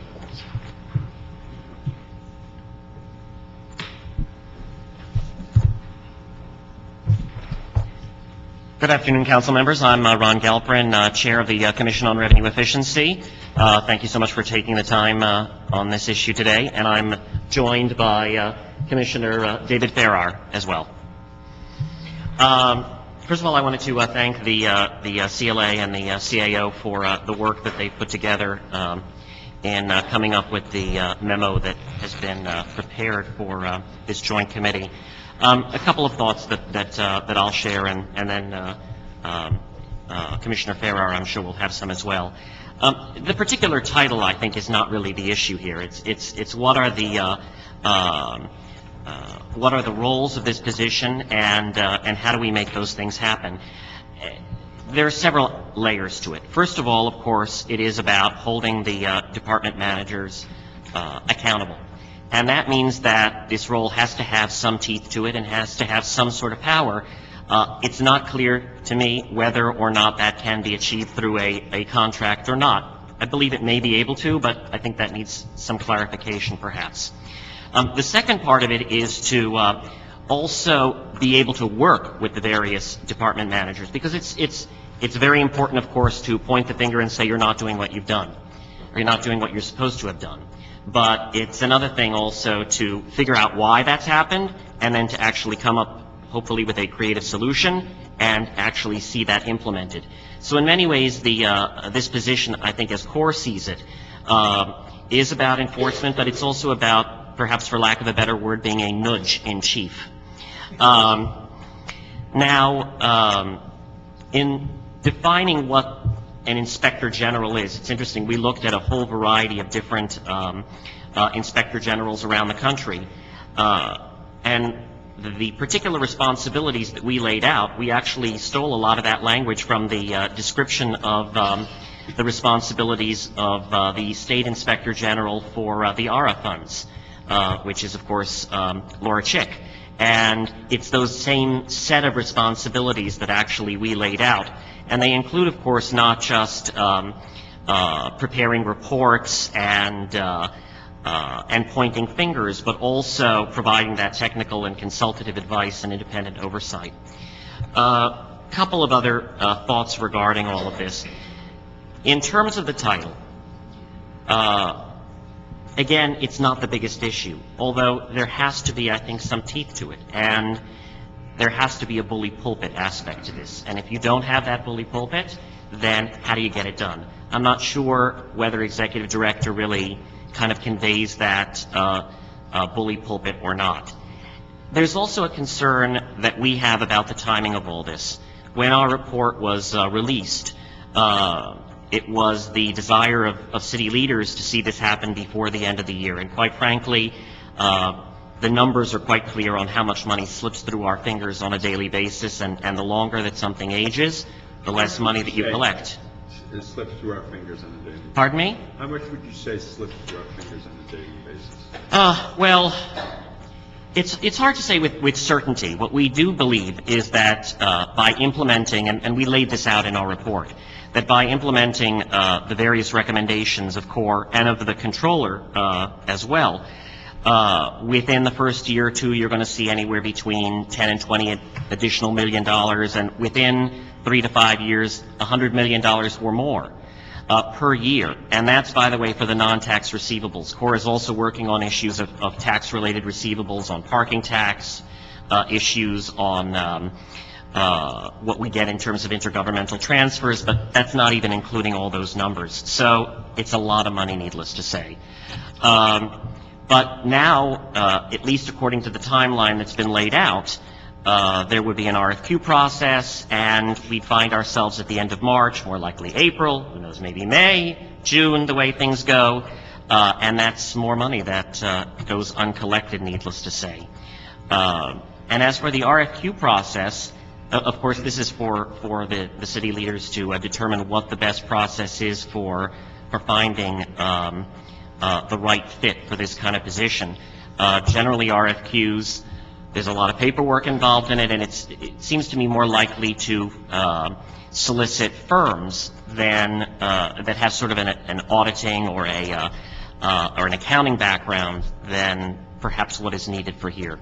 But that, of course, would be up to a variety of parties to decide how to best proceed with that. If we didn't use an RFQ process, what would you envision as a way to get to this more quickly? Well, what was laid out in the CORE report, and it's not the only way to do things, but was that this would be an appointment by the mayor's office with confirmation by council. I don't know what conversations have gone on between CLA, CAO, and the mayor's office regarding this. Again, it's not the only way, but it was one way that was suggested. And do we know why that way didn't happen? Are you aware that any conversations took place between the mayor's office, CLA, CAO's office, to look at that approach? I am not aware of that, but perhaps those who put together the report are. That's who I'm asking. We have had no conversations with the mayor's office about an appointment, but an appointment by the mayor would assume that the individual would be a city employee. So it couldn't be done as on a contract basis. If I may add, Ben Sahel with the CAO's office, the only positions in the city that go through that process are general manager positions, and currently there are no general manager positions that fall into this particular role. So that's by custom? Could it be done that way if we were desiring to do it, to move more quickly on a process that would save us millions of dollars? Well, the other circumstance under which the mayor makes appointments is appointments to his own staff.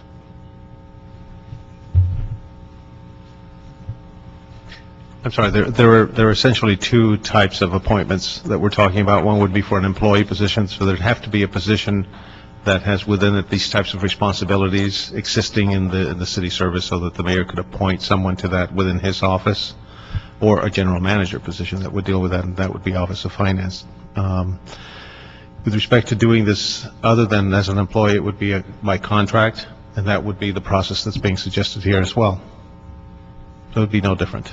So if we wanted to try and do this on a more expeditious basis, we would, what would you suggest legally?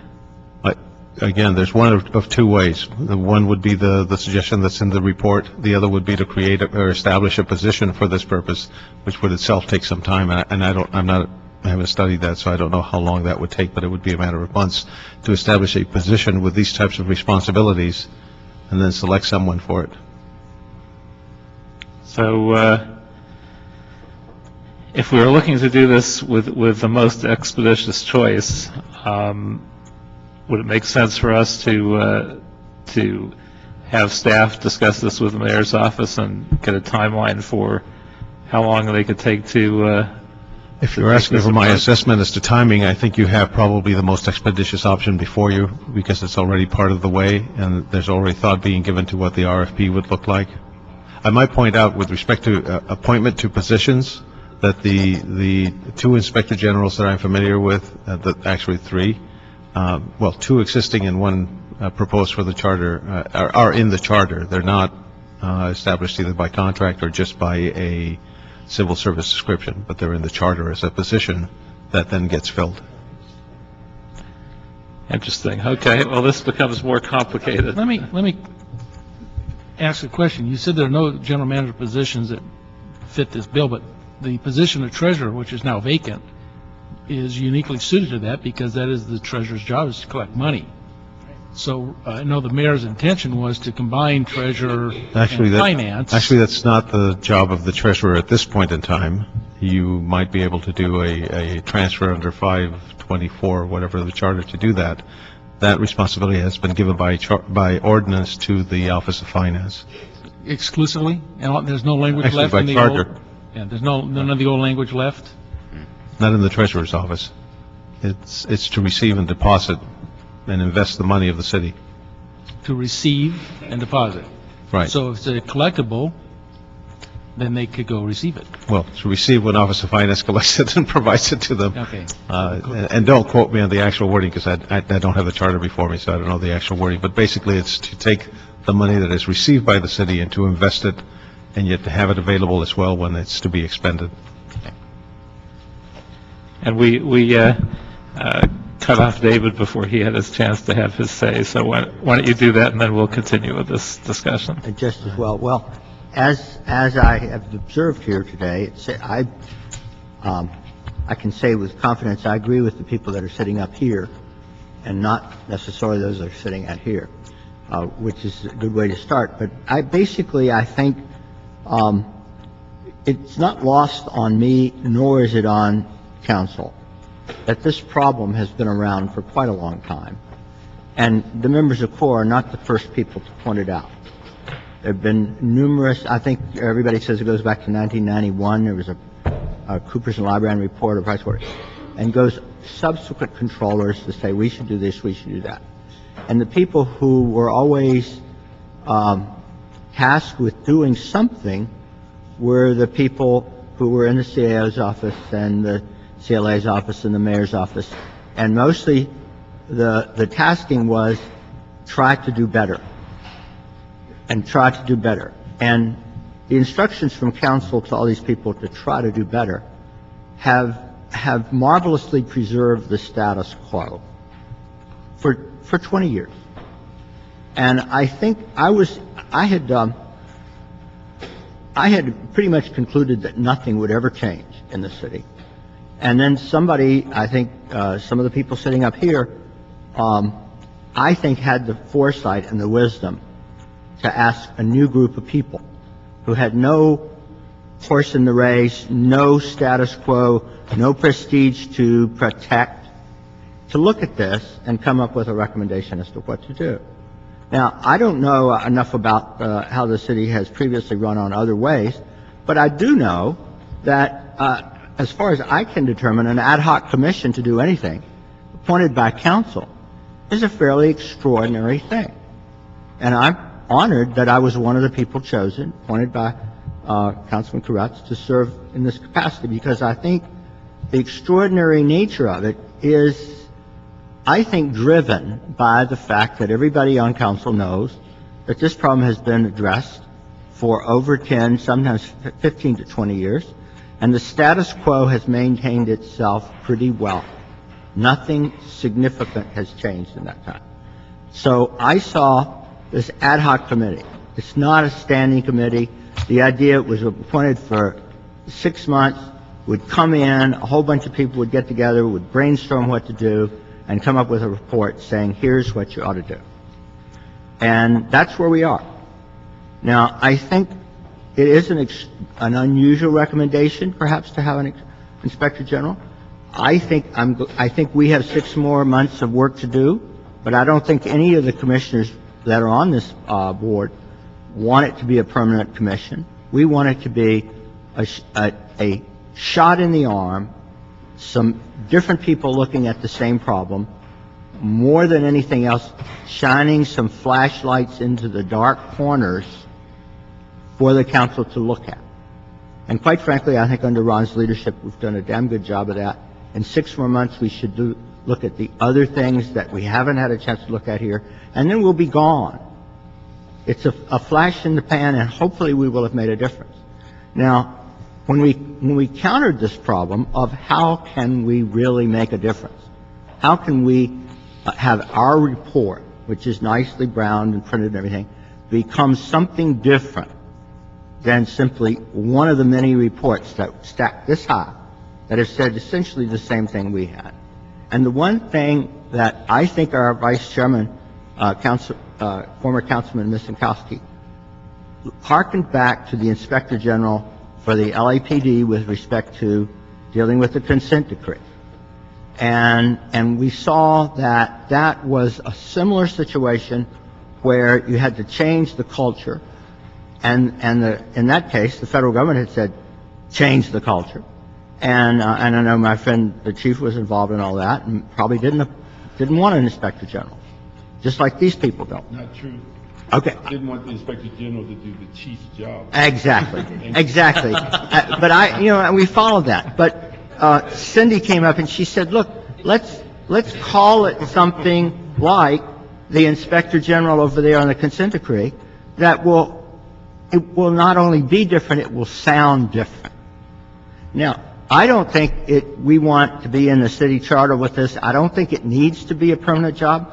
I think the recommendations that it be 1 year, 1 year goes pretty fast, it can be continued. It should not go longer than 3 years. But when you call it, I actually read a little, one of the self-help thing, I think it was in Forbes magazine once, about what you call things makes a difference.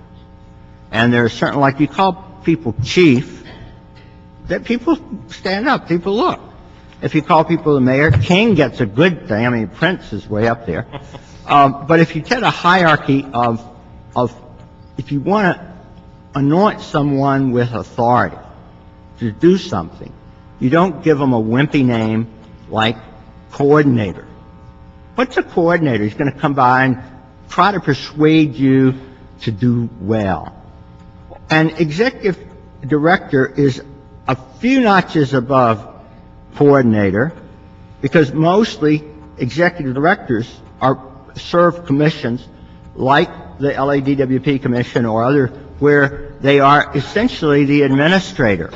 They sort of do what somebody else is saying to do. Now, we're not going to be around to tell that person what to do. If we were, and we had an executive director to the core group who would do what we say, maybe that would work. But we want to come in, we want to shine the flashlights in the dark corners, say, bring in somebody that can go in there like a pit bull, straighten things out. We want to be gone. And we want this person only to be here long enough to deal with some of these dark corners. So I don't mean to be belittling other people, but I do feel passionately that we are sitting here not the first people in this city that have cared about this. The nice lady from VICA, it came up here and says VICA's been on this for their authority word was sheriff. Now, that's a pretty good authority word. I mean, I know Lee, and he thinks that's a really important word, sheriff. And chief is an important word. Inspector general is an important word. But coordinator and executive director is not. Now, how it's paid for, that's beyond what we were asked to do or want to do. And also, the issue with respect to whether it has to be an RFQ or whatever, I think my feeling is that there's got to be a way. I don't know how you pick the inspector general for the consent decree, chief. I doubt if there was an RFQ and a bunch of people meeting and taking a long time. I just can't imagine there was an RFQ for the position that Laura Chick now holds, which is inspector general for the TARP funds. It's a temporary thing. I would recommend that you say ad hoc inspector general, just like you said ad hoc commission. And that sort of implies that it's not permanent part of the city family, but is there for a specific and limited purpose. Thank you. Thank you. And I think you made a key point. I mean, I've only been formally with the city for a year and a half, but I've been watching it forever. And my colleagues around here have been watching this for varying lengths of time from up closer. But we all know good ideas, many of which are in the core report. Some are new. Some have been recaptured, have been floating around for years. The difference is it hasn't got implemented. And I think this year and this economy is a difference. We finally realize this has to be our top priority. Even though our core functions are public safety and everything else, our top core function right now has to be increasing our efficiency and having the money to do all of our real core functions. Otherwise, we'll just continue to miss the boat. And I know I've heard Mr. Parks say the same thing as chair of budget. We both agree we're willing to have virtually every meeting of our committees as an update on what's happening until we make sure every good idea gets implemented. And this position has to be the linchpin. This position is the biggest difference between now and the past 20 years of good ideas, is that there's someone that has the ability to drive it. And that's what this position is designed to do. And even though inspector generals often deal with wrongdoing to some degree, and it's not exactly what the circumstances here, there's no wrongdoing, but there is doing it wrong. And doing it wrong is all over the place in every department, and with 50 different problems that we need to resolve. And I think it should be an inspector general. I think the title drives some seriousness. It doesn't have to mean that they're searching for wrongdoing. I think it's still just as important and deserving of a strong title.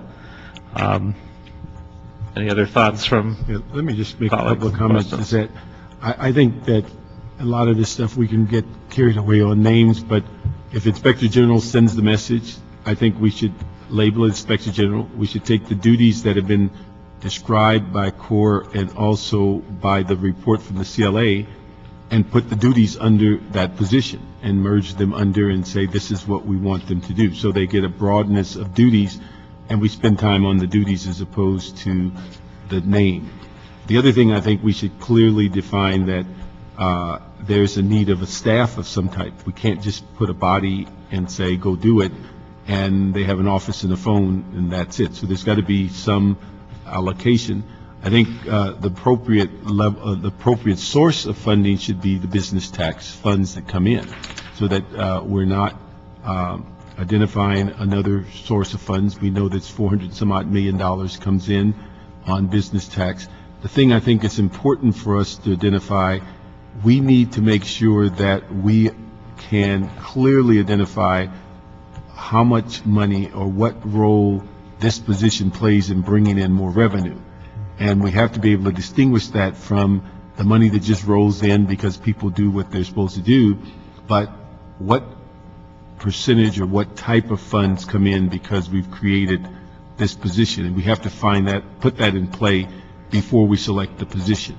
And so that you know exactly what the criteria, that would then presuppose that Office of Finance is going to say they're going to, with this position, they can increase their allocation or their funding, that they're going to come in with 10% or 15% or 12%. But there's got to be some way to identify by the role of this position, the city has benefited in a certain way for this year, and you go through each year. Now, the one thing I'm not clear on, and in the sense of the RFP, I don't know whether just what you get with the RFP in the sense of a person or a business, and a sense of what would be best, or if a person has a one-person operation. But the thing is giving one person the task is, I think, a waste of time. They need a staff to make this work, and I think they need to be positioned in a place in the city that where they have some objectivity, and probably the one place that works for everybody is the CAO's office, but I think they need to be in that kind of a situation. The other thing I think we need to look at is that I think the core group as a body certainly should play some roles and be a part of giving direction to that position. But there's so many other things that I think they want to do and we want them to do that you can't bleed them off and make them operational and then say, whatever happened to all the other ideas you were going to get to. So I think they have to play a role in relationship to that position, but they need to keep doing what they're doing. And I think that position should end up being a part of that revenue task force that hasn't quite got off the ground. And so that position that's selected, whatever the name of it is, has to be a part of that revenue task force that keeps that generating. And so I think those are the kind of pieces that we have.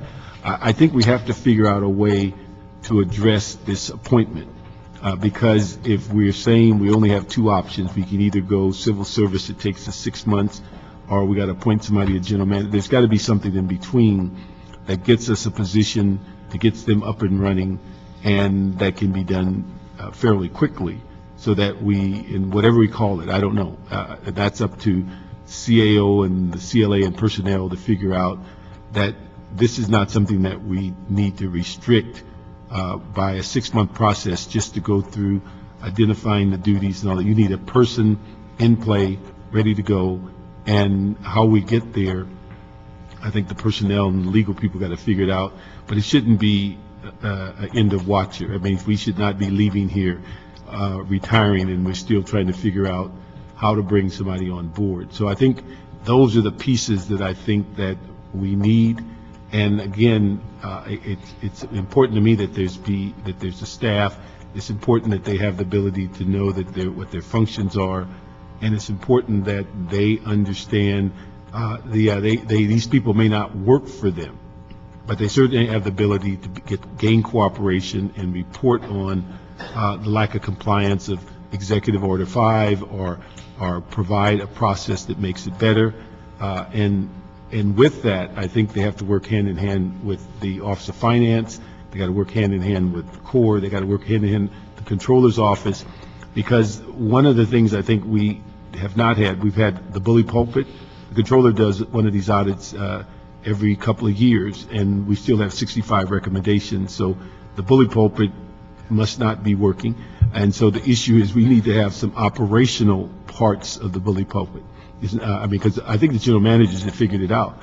That news story is going to last about 1 week, and they go back to business. So how do you sustain it beyond the news conference or the next report? And the goal should be to get the 65 recommendations in place before another report comes out with another 65. are commingled at 65 and it becomes 70, and we're trying to figure out how many reports has the same deal in it. So I think we just need the CAO, CLA, and the city attorney and personnel to figure out how do you bring somebody on board to get something done. If it's a contract, then we need to go to a contract. If it's a means of bringing somebody to get this, and again, we're not putting them in a position to supervise city employees. We're not putting them in a position to rate city employees. We put them in a position to gather, look at systems to bring money in. We're looking at them to be able to identify where the shortfalls are and to shore those up. And that seems to be the crux of the job. And so that's the kind of thing I think we need to move on, because if we're into February, March, April, and we're still trying to figure out the duties, I think we've missed the whole point of the exercise. And this is just one half of it, because the other half of this proposal today is figuring out what do we do with the matrix that Office of Finance has put together. And again, as we get into that discussion, I think that a lot of work needs to be done on that, so that we have some idea how we're going to approach it, because it ain't going to work just having the current matrix with all these recommendations and little squares and boxes that know where they came from. There's got to be a plan of action of how do you move them forward, who's responsible, what are some due dates and things like that. So I would hope that we move forward in saying, whatever we call it, Inspector General, that we grab those definitions from the two sources and stick them in there. Personnel and the CAO, CLA, and the city attorney figure out, do you get a contract? Can you get it done in 30 days? The goal should be to bring somebody on board. If you tie and take completely off the shoulders of the CAO, CLA as to how you're going to fund it, it should be coming out of the business tax. And with that, we need a criteria of how do we determine how good they are. And that's the kind of stuff that you get rolling. And then you go with mid-course corrections as you keep rolling, because it's not going to be perfect, but you need to have something to get started with, and you need to have some inertia, and something may happen where you say that didn't work, let's move on. But it's not a life and death situation if the first stab at this doesn't work, as long as we're in the process of moving it forward. Well, I think that's a perfect summary of what our direction should be. The only tiny thing I would add is if we wind up considering firms, that even if we go with a firm, we don't have 4 principals, any of whom do anything. I think we need to, no matter what, have one key person who is the face of this, who, even if we don't call him that, is the collection sheriff and has that kind of ability. But otherwise, I think that's a perfect summary of all of our direction, and unless there's any objection, I would have that be the direction to staff to move forward on. If we could move that first part of it in some way, you can capture all the stuff we said and to get moving on it. And then I think the other part we'll get to on the matrix, which I don't think really helps us until we do more work on it, because right now it's 25 pages of stuff, and I'd hope we get it in a better fashion so that when the Inspector General or whatever we call them comes on board, they'll have a game plan. And I think that's what I think the matrix is. If I may, I have a brief comment and a question, actually. Mm-hmm. And the comment is that to the extent that it's business tax, that it's your intention to be used for that, it would be just a general fund appropriation. Well, yeah, the same way we did with BTAC, right. We created the funding from BTAC came from business tax. Just a general fund appropriation. Yeah. Again, to the extent you earmark a particular general fund source, then it could be treated subsequently as a special. No, the thing is, all I'm saying is, so that we're not running around saying, is it the reserve fund or whatever, I'm just saying is it reasonable to look at business tax as a source? As funding it. As funding for the staff and things like it's going to cost X dollars, and we could make that adjustment and those kind of things. So I'm just trying to make it as easy as possible, because we know there's no money in the reserve fund. We know there's a lot of places. So we're saying, let's use that as a source. In fact, where are we now?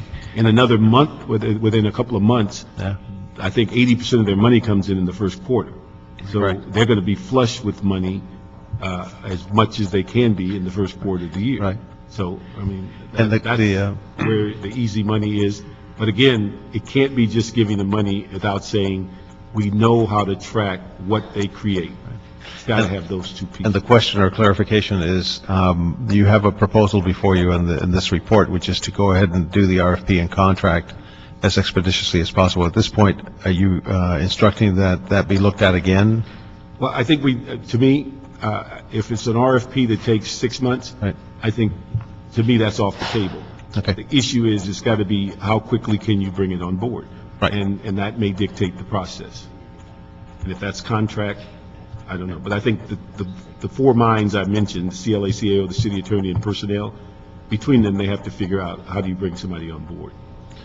So is there a request for a report back, or are you moving this to council with? I think we should move it to council, because we don't want to delay it either. We don't want to do anything to slow this process down. Okay. So you can bring that back to us when it goes to council. Yeah, so we get all those things we asked you. I'm looking at the CLA and CAO. June is They're the scary. laboring arm. See, I can see that far, June. No, I have see my you reading staring glasses at on, me. sir, so just I want can't to see know. You are in my vision. I can't tell whether you're smiling or not. Well, I just want to make one comment, and I want to thank both David and Ron for putting your time and energy into this. And when you said, Ron, that there's 5 million, maybe 10, and then when we really get it together, it could be as much as 100 million that we could take in. The urgency is real. We're in the worst of times, and if there's ever a better time to do it, it's now. And whatever we need to accelerate this process and put something in place is what I want, because I want to pick up that 5 million or 10 million or up to $100 million. So the urgency is real, and this isn't a jokey game anymore around this place here, and your guys' work was terrific. And now I want to see action, action, action. We used to have a governor who's about to leave. He used that phrase. Didn't show much action, though, when it really came down to it. I think we're in a position to actually do something. So whatever suggestions the two of you want to make to the bureaucracy as it's right now coming back with it, please take that tenaciously and that energy forward, because with that, I think we can really make it go forward. Okay? I thank you so very much, all the council members, for what you've said, and I think all the points have been extremely well taken. And then just to follow up on what Councilman Rosendahl just said, there are a number of things that we prioritized in the core report as things that we want to see, and perhaps this will be the next phase of the conversation as finance comes to the table, but particularly relating to an amnesty and an offering compromise program, seeing that happen now, just to bring in whatever we can bring in, the sale of some of our older debt, the very old debt we're not going to collect a great deal of money from, but it is about putting that process in place. It's also about saying that we don't just wait around 5 years and write off the debt. So if you owe us money, just wait us out. That's really not a great precedent that we've created. Secondary collections, which we've had many conversations with the Office of Finance about, and there has been some progress in this, but a number of recommendations that we made about how to make that much more expeditious. And there are also some incredible opportunities right now with the DOT contract coming up in March for parking tickets. We have a whole set of recommendations around that.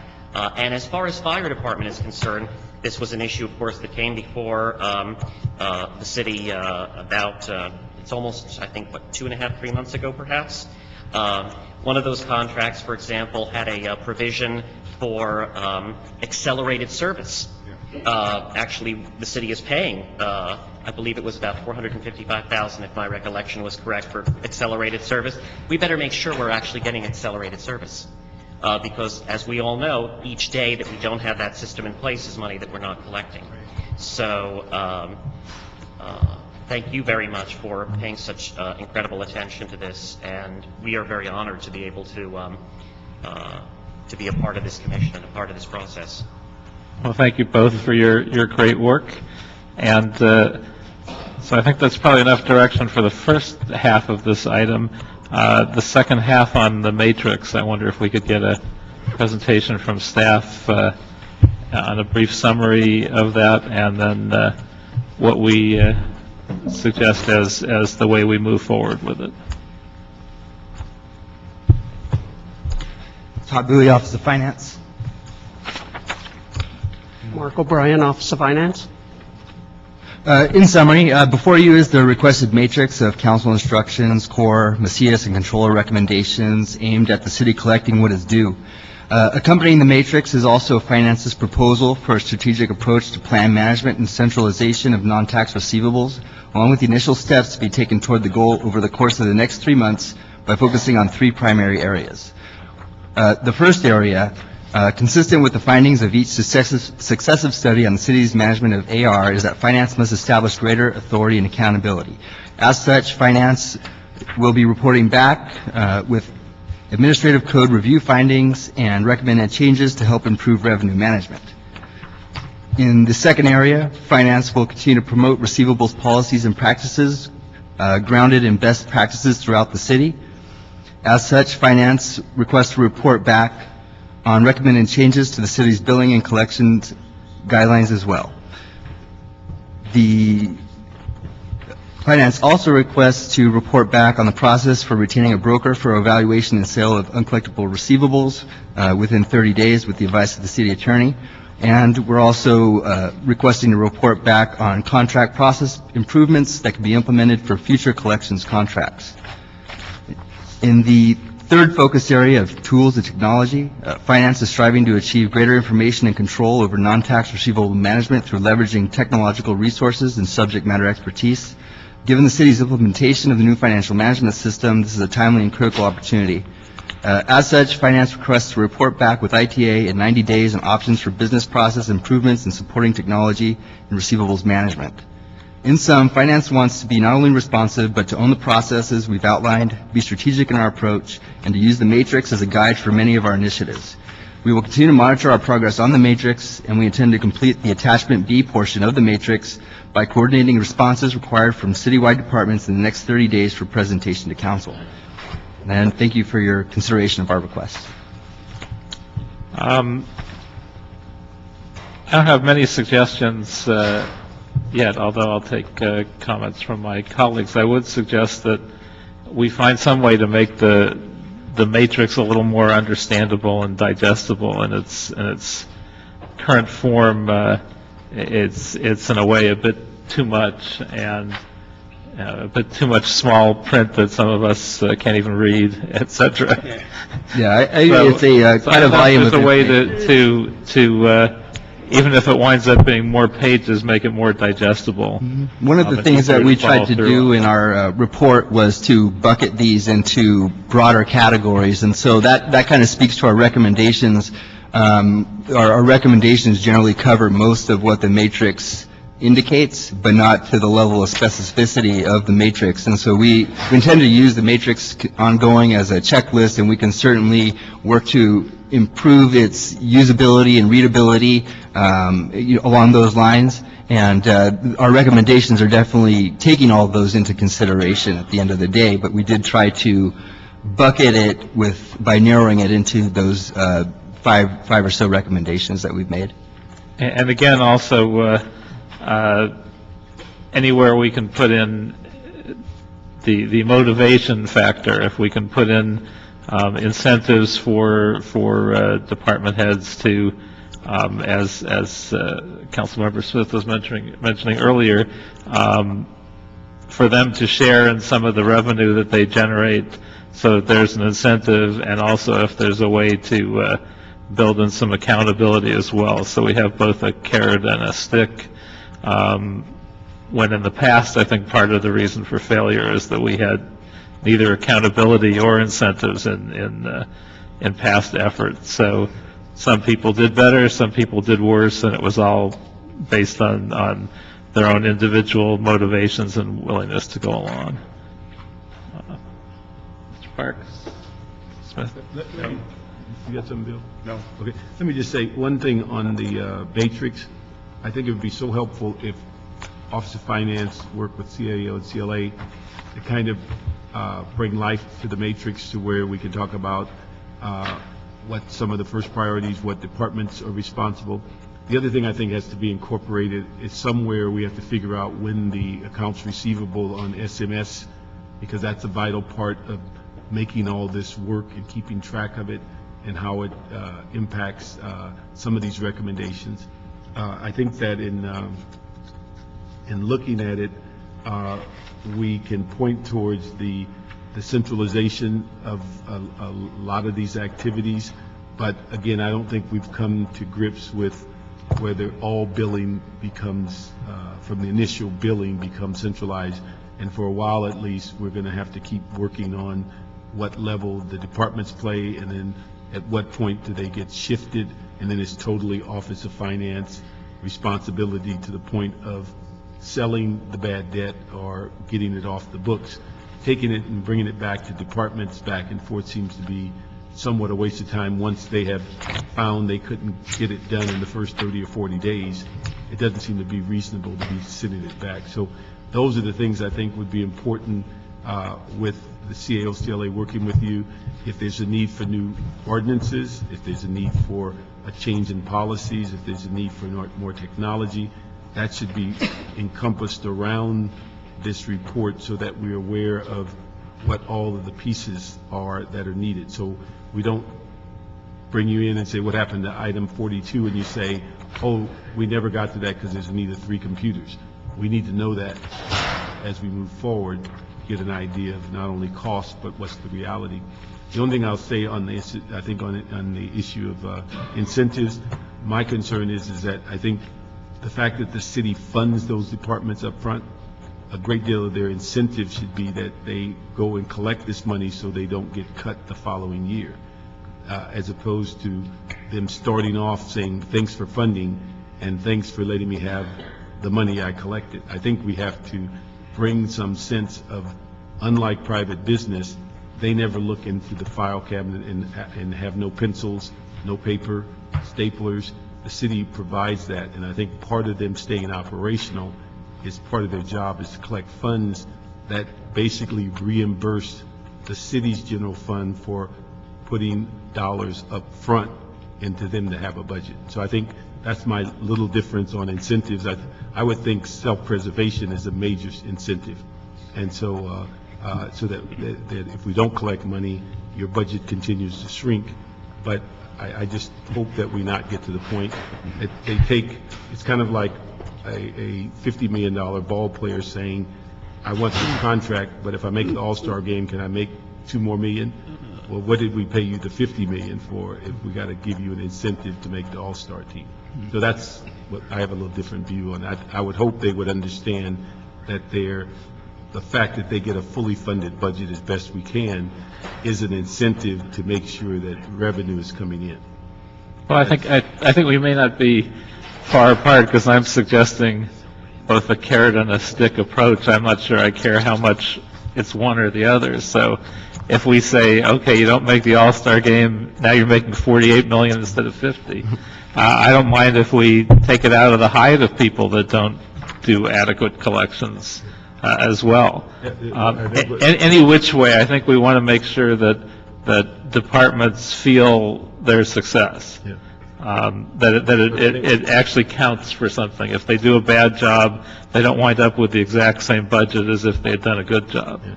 But I think what we found in reality in the city is that at the end of the year, there's something called the general fund that fills all the gaps. And so people just kind of hang out and say, they're not going to cause my employees not to get paid. And so therefore, they end up with deficits that maybe they shouldn't have. And we have yet to punish the department or its employees by saying, we're not going to pay you. So that's the shortfall of the stick, because in reality, the general fund absorbs all the failures during the year. It sounds like maybe you're formulating a recommendation around to page 6 of our attachment, which is on document IDs number 19 and 20. Basically, where CORD recommended sort of a budgeting paradigm, taking a look at where department budgets are based in part on collection targets. They also have recommendations related to performance guidelines and also instituting sort of a pilot program along those lines. We didn't specifically formulate a recommendation around that ourselves, largely because a lot of it is very much in the purview of budget, but perhaps that's where you're looking, if I'm hearing you correctly. Well, I say from my standpoint, it's the matter of if we have enough revenue, we could fund those budgets, and I'd hope that general managers not get to the point that they're looking to raise or collect the money, which is part of their job, in order to keep part of it when they've already been fully funded. So I would like to see this report, the matrix, held in committee. We won't have a meeting next week, but within 2 weeks, that we have the Office of Finance, CAO, CLA get together and see how we can make the matrix a living document of accomplishments.